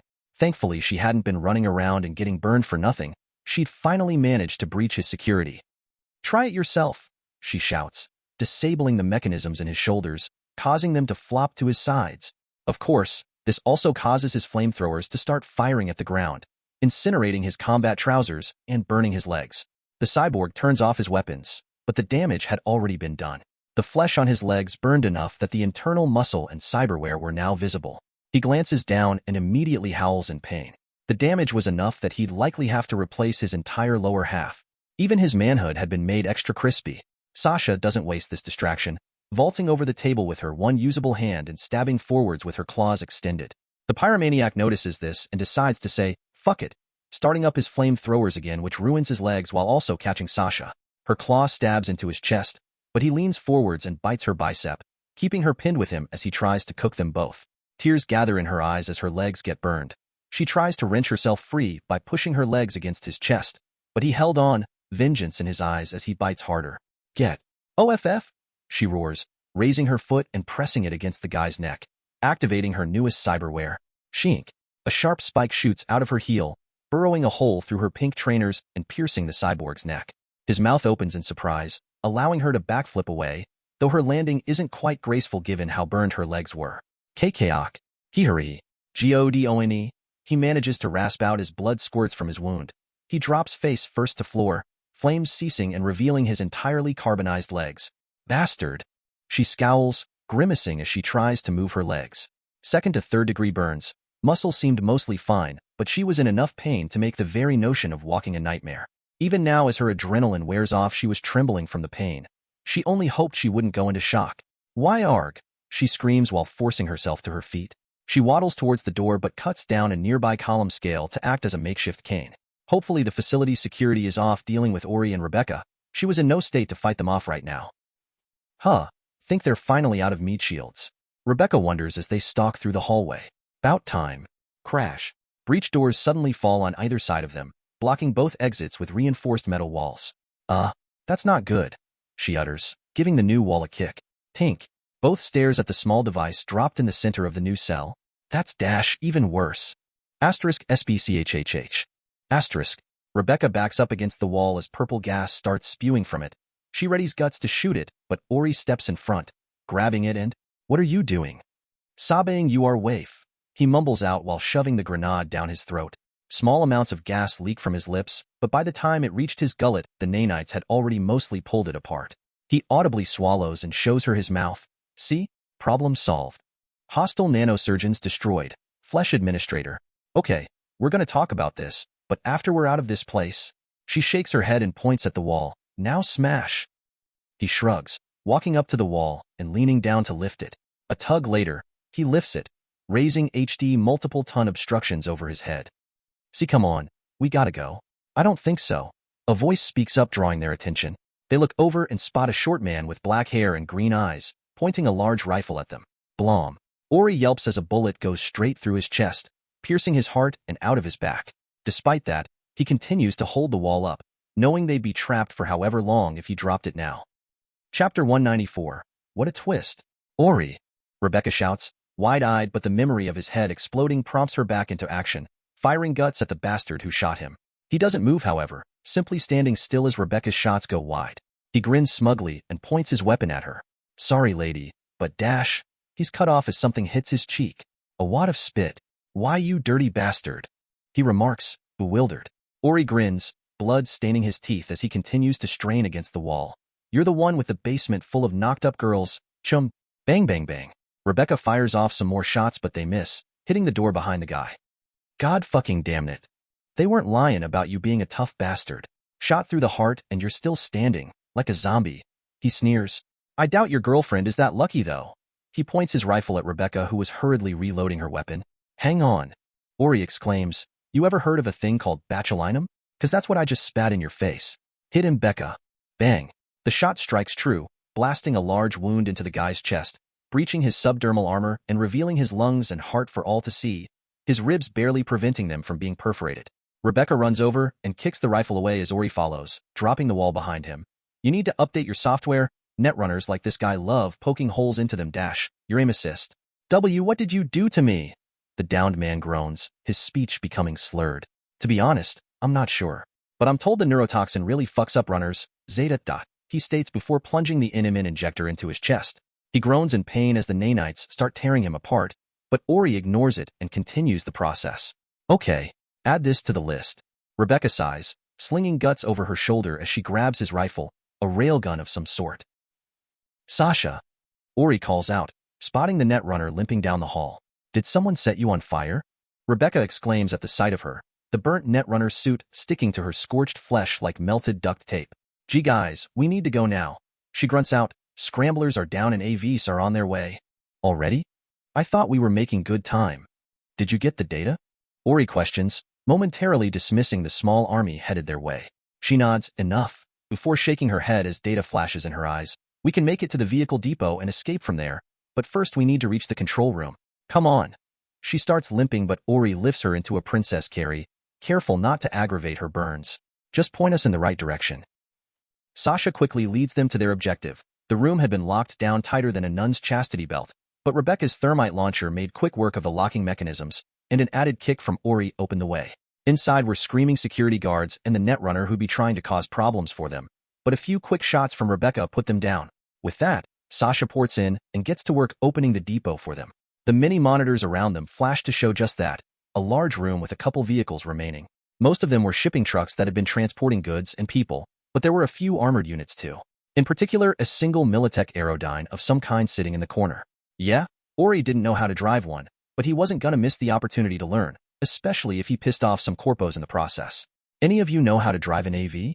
Rebecca shakes her head, tried it in a sim, and almost reenacted the Holocaust. She admits.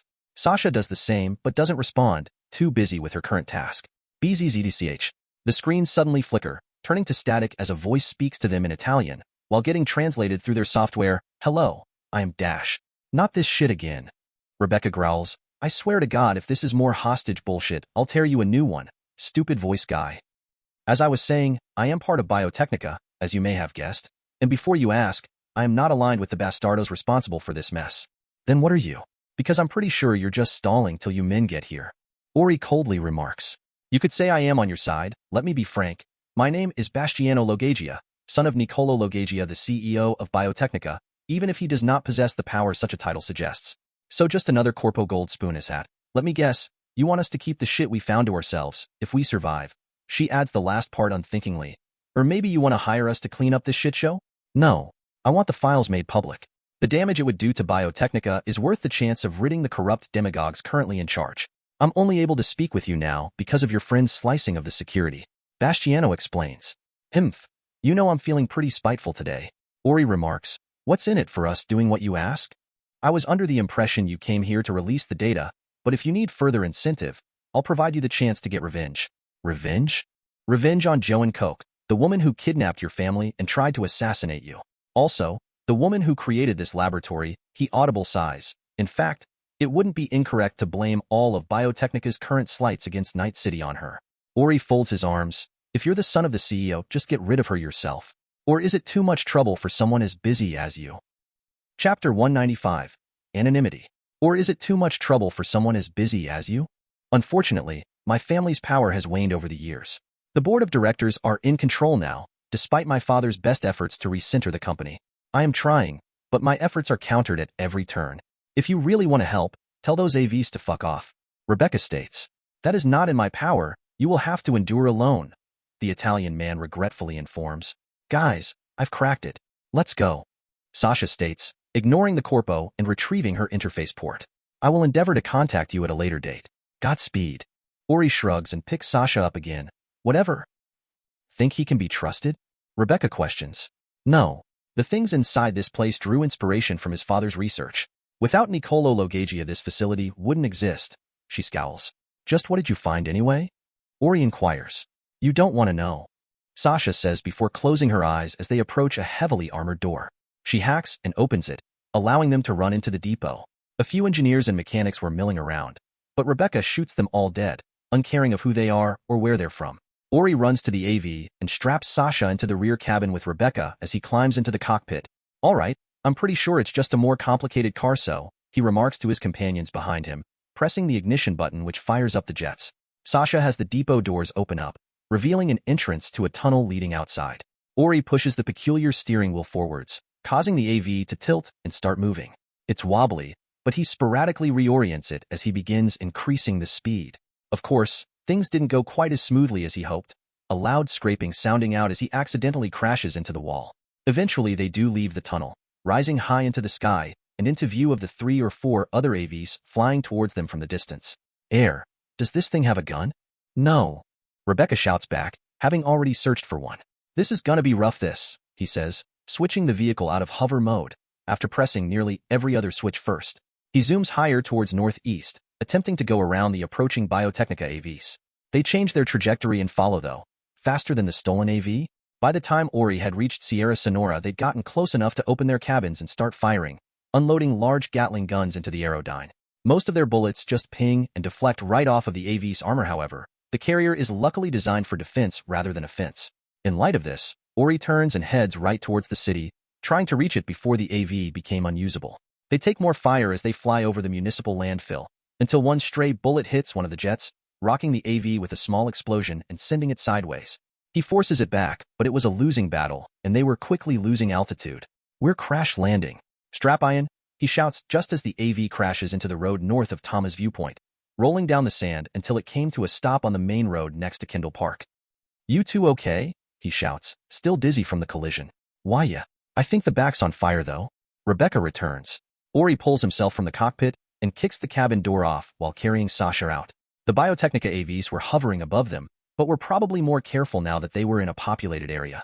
Rebecca runs up to a nearby car that had stopped in front of the wreckage and points guts in the driver's face. Get out, or I'll blow your fucking head off. Now. With the car successfully commandeered, the group jump in and Ori accelerates them down the road, turning east into Rancho Coronado with the thought of entering Haywood. The AVs definitely wouldn't follow them there. Bullets fly at them, some piercing through the roof, but most were, fortunately, aimed at the driver. Ori just grits his teeth and bears it, and lead enters his shoulders and back. He could see 6 street gangers already headed out onto the street and firing up at the unwanted flying trespassers.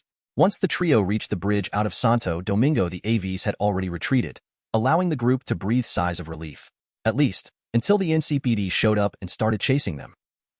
6 hours later, Ori and Rebecca stumble into their apartment after seeing off Sasha to a trustworthy ripperdoc to get her fixed up. After that, they'd had to negotiate with Night Corp when exchanging the data. The fact that it had taken them hours to escape the NCPD and get out of Biotechnica's netrunners was annoying enough without everything else. Want a vacation now? Ori drawls. Maybe. They both drop onto the couch, Rebecca falling onto his chest as he flips on the TV. A news report of evidence against Biotechnica immediately greeting them. Huh, they work fast?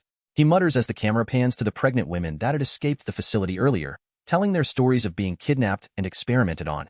Good, that bitch should get what's coming to her. I don't know, she'll have an escape plan. We'll probably need to call our new friend, if we want to get even with her. Well, she'll have to run with bare minimum security, Rebecca remarks, but I don't trust that Bastiano guy, he's just waiting to zero us. I'm more worried about Sasha. She won't let this go now, she'll contact him solo if we don't try for it. Plus with her injuries she'll be spending most of the gig's reward healing up. Maybe we should chip in? Considering she did the most work, he offers. She shakes her head, she doesn't do charity, let's just help her deal with the corpo when they start hounding her. Ori nods, but Rebecca pins him to the couch. Unfortunately, it wasn't the sexy time he was expecting. Now, what the fuck was that shit back there? Turning that guy to gross paint? And the poison spit? He sighs, deciding that giving her a basic outline would probably be for the best. A prototype cyberware that improves itself and harvests corpses? Yeah, something like that. Chapter 196, Non-Stop. The discussion with Rebecca about his nanites had gone easier than expected. Honestly, she didn't seem to care all that much, aside from being relieved that he'd be sticking around for a long time. She did question whether it was possible for her to get some good stuff, too, but the nanites rejected it, stating we are struggling to maintain our current database. Adding another genome to it would only add to the issues. As for whether he could 3D print cyberware for her to use, maybe in future. Currently everything the nanites created was specifically designed for him, his body, his cells, and his DNA. He didn't even have a complete digestive system anymore, so adding cyberware intended for him to Rebecca may have disastrous effects. The morning after she'd gone to check on Sasha, and he'd been left to look into what he'd acquired from Zeta, most of his cyberware had been basic stuff, subdermal armor, enhanced interface, etc. He did have some MK.3 Kiroshis which he eagerly had the nanites start integrating. His targeting systems could be ignored since it was needed. He seemed to heavily specialize in netrunning, however. He had a Stevenson Tech MK.3 Cyberdeck, which according to the net, was good at prolonged tasks, requiring less RAM to maintain a hack. Zeta seemed hyper-focused on subterfuge though, which was shown when he'd caused Rebecca's aiming software to malfunction without her ICE catching it. He wasn't entirely sure what to do with it. He knew next to nothing about hacking or netrunning, and while he could get Sasha, Kiwi, or Lucy to coach him, he doubted it'd be worth it considering his easy access to said netrunners. He'd asked the nanites if they could do anything with it, and they did have some ideas. They'd create the cyberdeck by using it solely for themselves. Apparently, the chances of his body burning up when using it were too high to be useful. His body temperature already ran significantly higher than the average person's due to the billions of nanites in his blood. Internal heat was one of the things the nanites found difficult to deal with. Apparently cooling the blood via technology required too much energy to be sustainable, and sweating profusely or growing elephant ears wasn't really an option either. He asked why they couldn't just heal the damage, and they'd explained in vivid detail what having his brain melt out of his ears would feel like. Because that was the potential temperature they were talking about. There was a reason netrunners worked in highly specialized suits or ice baths. So, the nanites integrated the cyberdeck to enhance their own systems, comprehension, etc. This massively enhanced their processing power, allowing them to work through, alter, and create blueprints far faster than ever possible before. His already huge resistance to external hacks also received a boost. As far as he was concerned, netrunners needed to be wary of his security. A careless attack could put them out of commission instead. Feeling happy enough with his new upgrades, he decides to head out and see how Sasha and Rebecca are doing, only to pause as something slips under his apartment door. A shard? He inwardly questions while calming himself at the fact it wasn't a bomb. He checks outside but doesn't find the person who dropped it off, but a quick scan later reveals it. The shard had been filled with information concerning Arasaka, specifically, the people who ordered the tunnel, or Ksenia, to be cleared. He was fairly certain his benefactor, who delivered him the NMN injector, was responsible, but their identity eluded him still. He'd asked Wakako about it, but she just smiled and changed the subject. Kuba Yutaka, Director of Property and Project Development. The main fucker responsible, who's currently right now sitting in his cozy office in Arasaka Tower, all but untouchable by any means. Unless he wanted to go Silverhand Holocaust on them, he doubted he'd even get near him. He needed to get in contact with his benefactor. If he could get this info and the injector, he could find a way to get to Yutaka. For now, he'd have to settle with waiting for Wakako to call him in. He needed something to persuade her, be it saving her life or the lives of her subordinates. Shaking his head, he stashes the shard somewhere safe and strides out, getting into his Mizutani to go see the Ripperdoc Sasha was at. Halfway there, however, he receives a text and lets out a long groan. Found something pangolin. Some close friends of his think he's going to turn up at a fight club. Even the bookmakers know about it because he's apparently a high roller. Rogue. A win. Ori. Soon. An hour, maybe longer. This is fresh and I doubt we'll get another chance to jump him like this. From what I've seen, he lets loose a couple times a year. Rogue. Gimme the deaths, and if there's anyone you don't want dead by the end of today. Ori shoots back, performing a U-turn and racing off towards the storage lot, where he and Rebecca had been keeping their larger munitions. A warehouse on Martin St. Watson, close to your old home. Place'll be filled with Maelstrom goons, and close enough to Totentans that anything big'll be like kicking the hornet's nest. My advice? Go quiet. Rogue. You're being awfully helpful today. Ori. You are paying me. I'd rather not lose one of my best customers. Rogue. Yeah, that's an advertisement. Zombie is the queen of Fixer's best clients. Wonder how long'd be till your place is raided by Corpo's MaxTac, NCPD, and whoever else wants a piece of me. Ori. Well, I'll know who to call if it happens. Rogue. Yeah, thanks. That really means a lot to me. Not. Ori. Oh, did you think I meant you? You're mistaken. Rogue. Bitch. Ori. Chapter 197. Long shot. Hee. Pango, you made it. Derek, a man with features sculpted to resemble an ox greets, grabbing Pangolin's hand and shaking it vigorously. How's the wife? Business been good? Pangolin, the towering yet thin man, casually nods before readjusting his suit. We can talk once I have a seat and a drink, he states, almost commandingly. Oh right. Come on, we got the VIP booth set up, he says, leading the map through the warehouse, past the large fenced-in area where the fighters would soon be, and to a raised catwalk that had been fitted with good quality seats which overlooked everything. Pangolin drops into a chair and lights up a cigar, finally focusing on his companion. My wife is none of your concern. Business is normal and I'm fine. He ignores Derek's forced smile. How are things on your end? Filled out the entire warehouse and only needed to let Maelstrom keep a watch on things, aside from the usual protection tax. You want to know what fights we've got? Pangolin shakes his head. Surprise me. He states before pausing. Oh, and if anyone comes looking for me, deal with them. I've had an increase in people inquiring of things they shouldn't know. Got it? He gestures at the heavily armed and armored animal gangers nearby. You need anything, let these boys know. Might not be all that bright, but they can get most things done. Ain't that right? He throws at them. Aye, boss. Relaxing, Pangolin lets out a sigh as people stream onto the premises. Some people stepped in from nearby bars, some were already fucked up on drugs, and some simply just wanted to watch the carnage.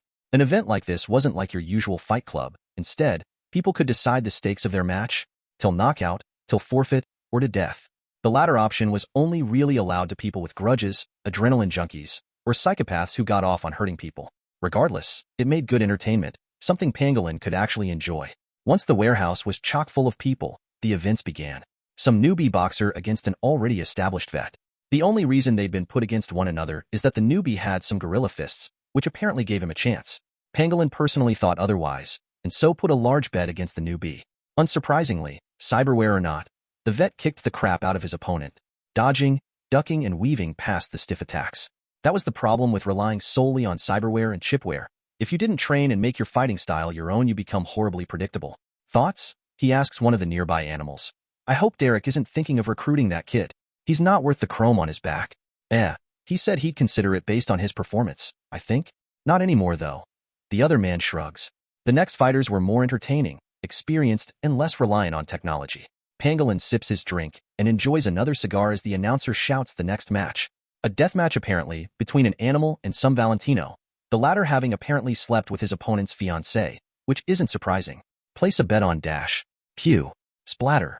Pangolin's head abruptly explodes, sending blood, bone, and gray matter splashing over the roaring crowd who just cheered in response as if someone important hadn't just died. Maelstrom and the animals all burst into furious action, but no one could find the cause, even after searching most people in the building. It was only the morning later that they discovered the bullet hole in a nearby window near the roof. What a letdown, making it so easy for me.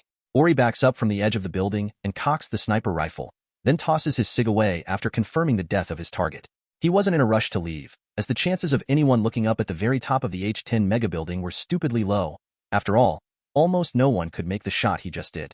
Headshotting someone through a tiny window more than 1,000 feet away wasn't easy no matter how much chrome you had. He'd come a long way from his roots, from being unable to fire a pistol to this. The only real regret he had was the fact he couldn't harvest the guy's corpse. Or could he? HM. With that in mind, he packs up his shit and leaves, beginning to scope out the place in his car. The chaos he'd caused with the assassination had the animals booking it out of Maelstrom turf, with Pangolin's corpse dumped into the back of a pickup truck. It wasn't difficult to follow it, cut the back of the truck in half, and then drive away with the corpse. Once in safety, He plunges the injector into the guy's body and harvests everything, which as it turns out, isn't much he didn't already have.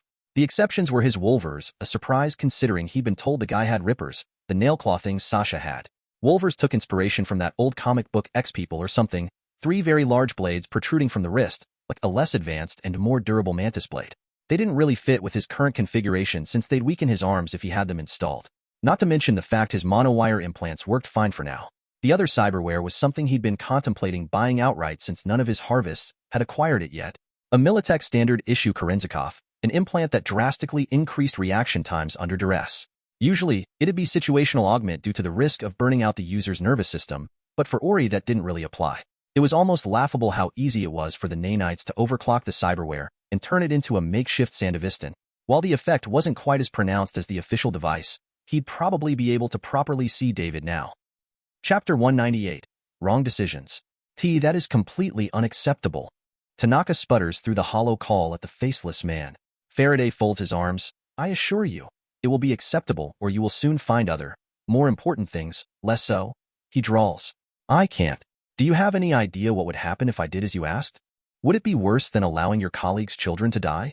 Perhaps I should send you pieces of them to express how serious the situation is. Maybe a castration to start, something you can't simply replace, he threatens. Or should we start on your own progeny? I believe he's been rather unruly since his capture. Tanaka scowls behind his steepled hands, grinding his teeth as he tries to figure out a solution that wouldn't end in his demise. These kidnappers were asking him for his private stock portfolio, seemingly aware that Arasaka directs its executives in what ventures they would be pushing in the near future. If anyone knew he revealed this information, he'd die faster than if he'd attempted to assassinate Saburo Arasaka. My hands are tied. You will not force me in this, he scowls. Faraday lets out an audible sigh and nods, allowing the camera to switch to a cell where Katsuo was being held. He was hugging his legs in a corner, his clothes torn and revealing his body, which had been covered in cuts and bruises. Son, Tanaka growls, just as a large man pushes his way into the cell with a large knife. The guy takes one look at the camera before moving in on Katsuo, grabbing him by his filthy blue hair and beginning to dig it into his eye. Tanaka can only watch in disgust as his son's cybernetic eye is pried out of his skull, leaving him a sobbing mess as the kidnapper leaves with his prize. The camera flips again to Faraday, who simply stared into the camera. That is only a taste. If you continue to refuse, you will not be missing just your son. So please, tell me you refuse again. Allow my men to punish, say, the boy named Ishii? And no. Tanaka blurts, Ishii was the son of one of his closest partners. The man loved his son far more than Tanaka did his own, and any harm caused to him would be repaid tenfold, to both him and these kidnappers. Then, you will do as I ask. Now, my patience runs thin. Faraday glowers. Tanaka smacks the desk with his fist and stands, Q-so. My patience is also low. I will not be terrorized by some common sewer rat street peddler. He jabs an angry finger at the holocall. Do not test me, fixer, or you will soon find yourself buried. I will rain down hellfire upon your head. I will massacre your pathetic men, and have the road pathed with your blood. You are not in control here. I am. Me, he roars. Faraday crooks a smirk. I see. Let us see if Ishii feels the same. The camera switches. Stop. You do not understand what you are doing.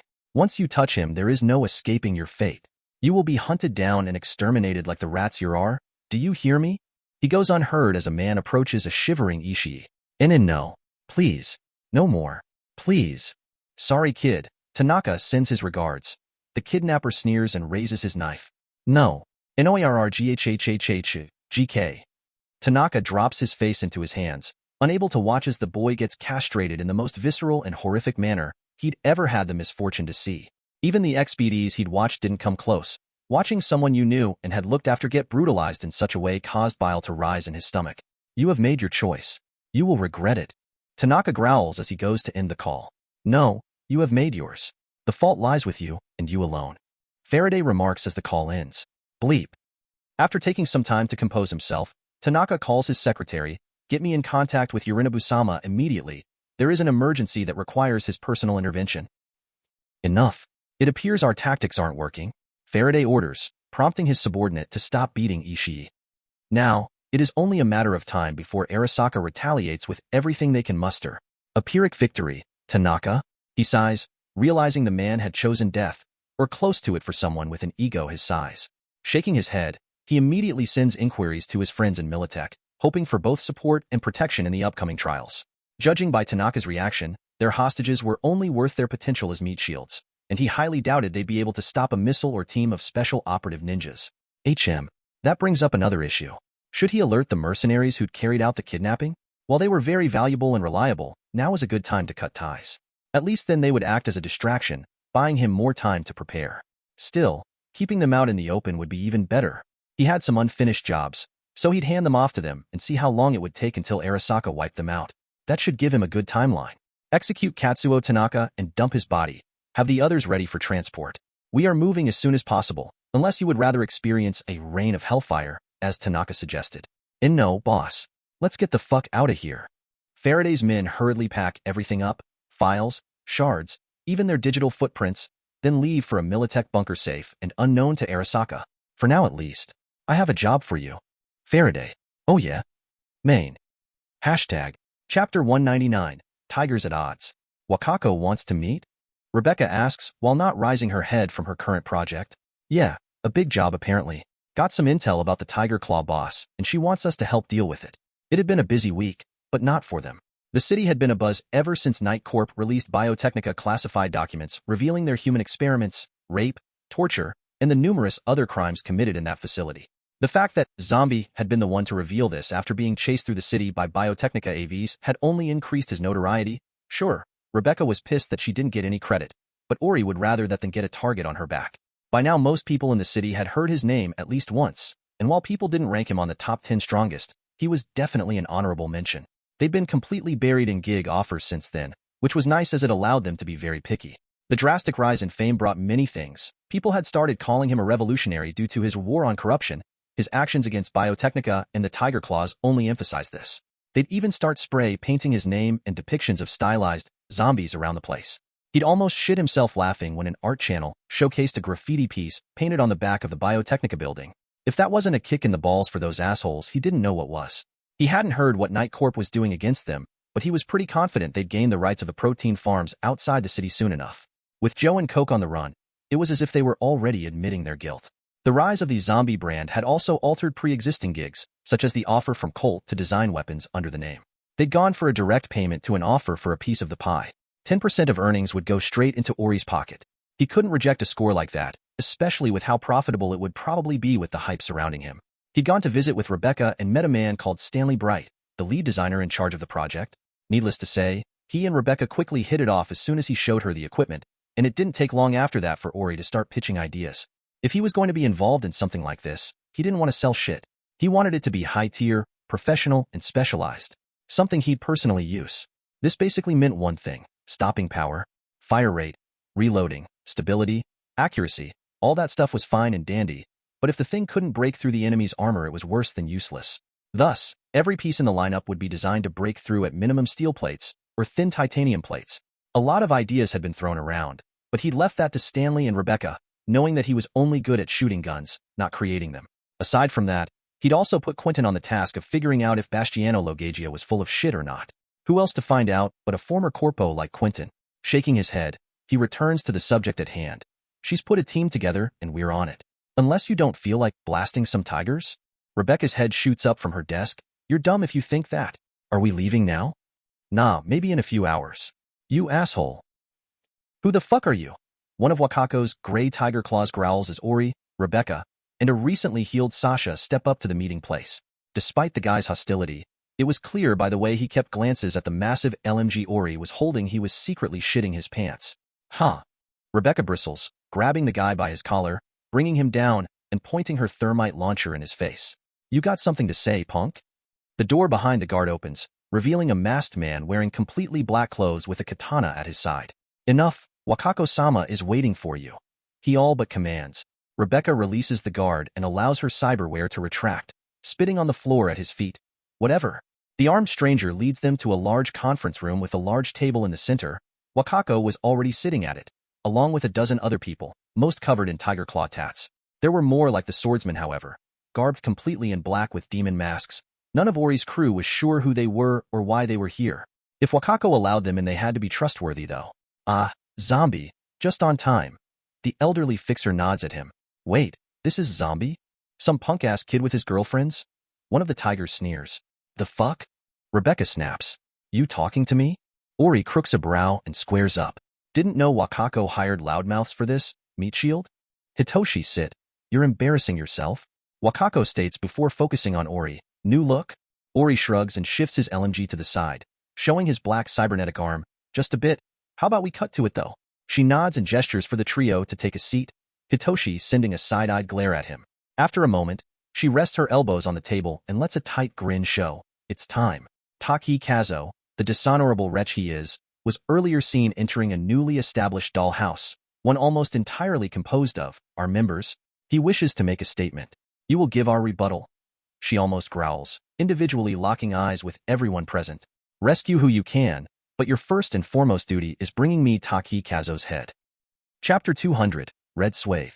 Ori and his crew found themselves standing next to a large parking lot filled with motorbikes. This is what they'd be using in the raid apparently, and he'd been told that unless he painted his truck in Tiger Claw colors, he'd have to ride one as well. Whatever, regardless of how stupid it was driving into a war zone without any protection, he wasn't getting paid to ask questions. A few mocks had also been recruited for this, though they had been assigned the role of helping the evacuation of kidnapped Tiger Claws from the dollhouse. The plan had already been hashed out, and to his surprise Taki Kazo also had some Arasaka men protecting him. This clued him onto who the masked men in the meeting were. Agents of Wakako's Arasaka contact. This wasn't something your every Arasaka suit could manage though, meaning the contact was far higher up the ladder than he'd originally thought.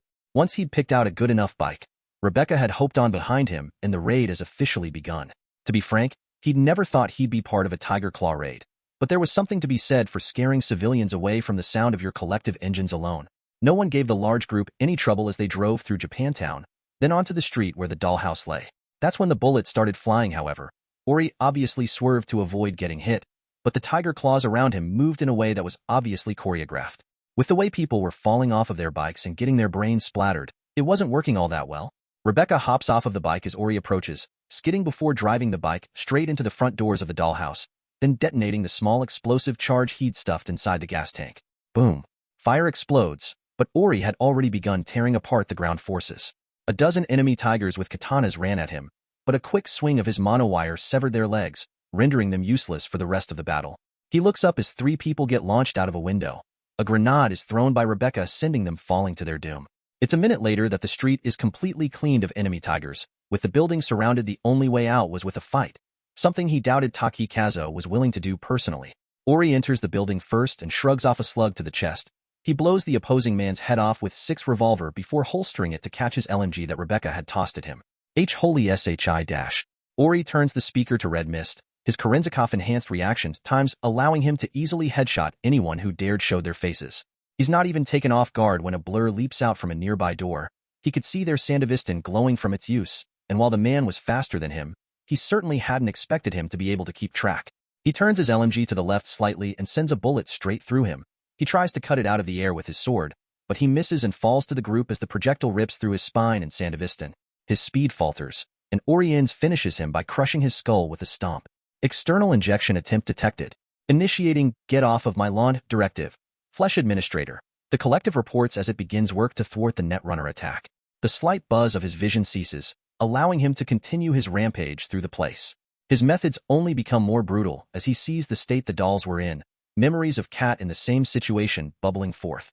He allows his crew and the other tigers to clear out the rest of the first floor as he moves up to the second. He strides up the stairs while reloading his LMG but pauses as he reaches the top. He could hear someone breathing. CO2 levels nearby were higher than normal, and he could feel vibration nearby. Someone's heart was beating furiously. Crash. His fist goes through the nearby wall and grabs the horrified tiger, breaking his neck with a squeeze of his hand. Yo, you alright? He questions a doll through the newly created hole. Yo, you alright? She doesn't get a chance to reply as something suddenly hit him from behind. A sword stabbing through his heart and out the front.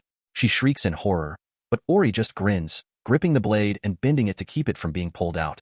You gonna run? He growls, turning around to the camouflaged ninja tugging in vain on his sword. He was clear to Ori's eyes, brightly lit in infrared vision. The ninja, deciding the sword was done for, releases it and backflips, launching himself off of the wall and down the hallway. Ori tries to blast him with his LMG, but another heat signature from a nearby door draws his attention. Bullets punch holes into the wall as the 3 or 4 ninjas scatter, ascending up the building to defend a more fortified position. Ori just sighs, glancing down at the sword which was being pulled into his chest by the nanites and disassembled, eventually disappearing entirely. Report, what's your status, zombie? The leader for the operation questions over the comms. 4 Sokka ninjas on the upper floors, the second floor is clear. Ori, wait for the rest of our people and we'll. It's fine. I'm headed up. Let's catch Kazo before he runs away on an AV or something. Ori, right, we hadn't considered that. If Arasaka could lend the guy ninjas to protect him, sending an AV to pick him up was chump change. He highly doubted Wakako would be willing to shoot down an AV in the middle of the city either.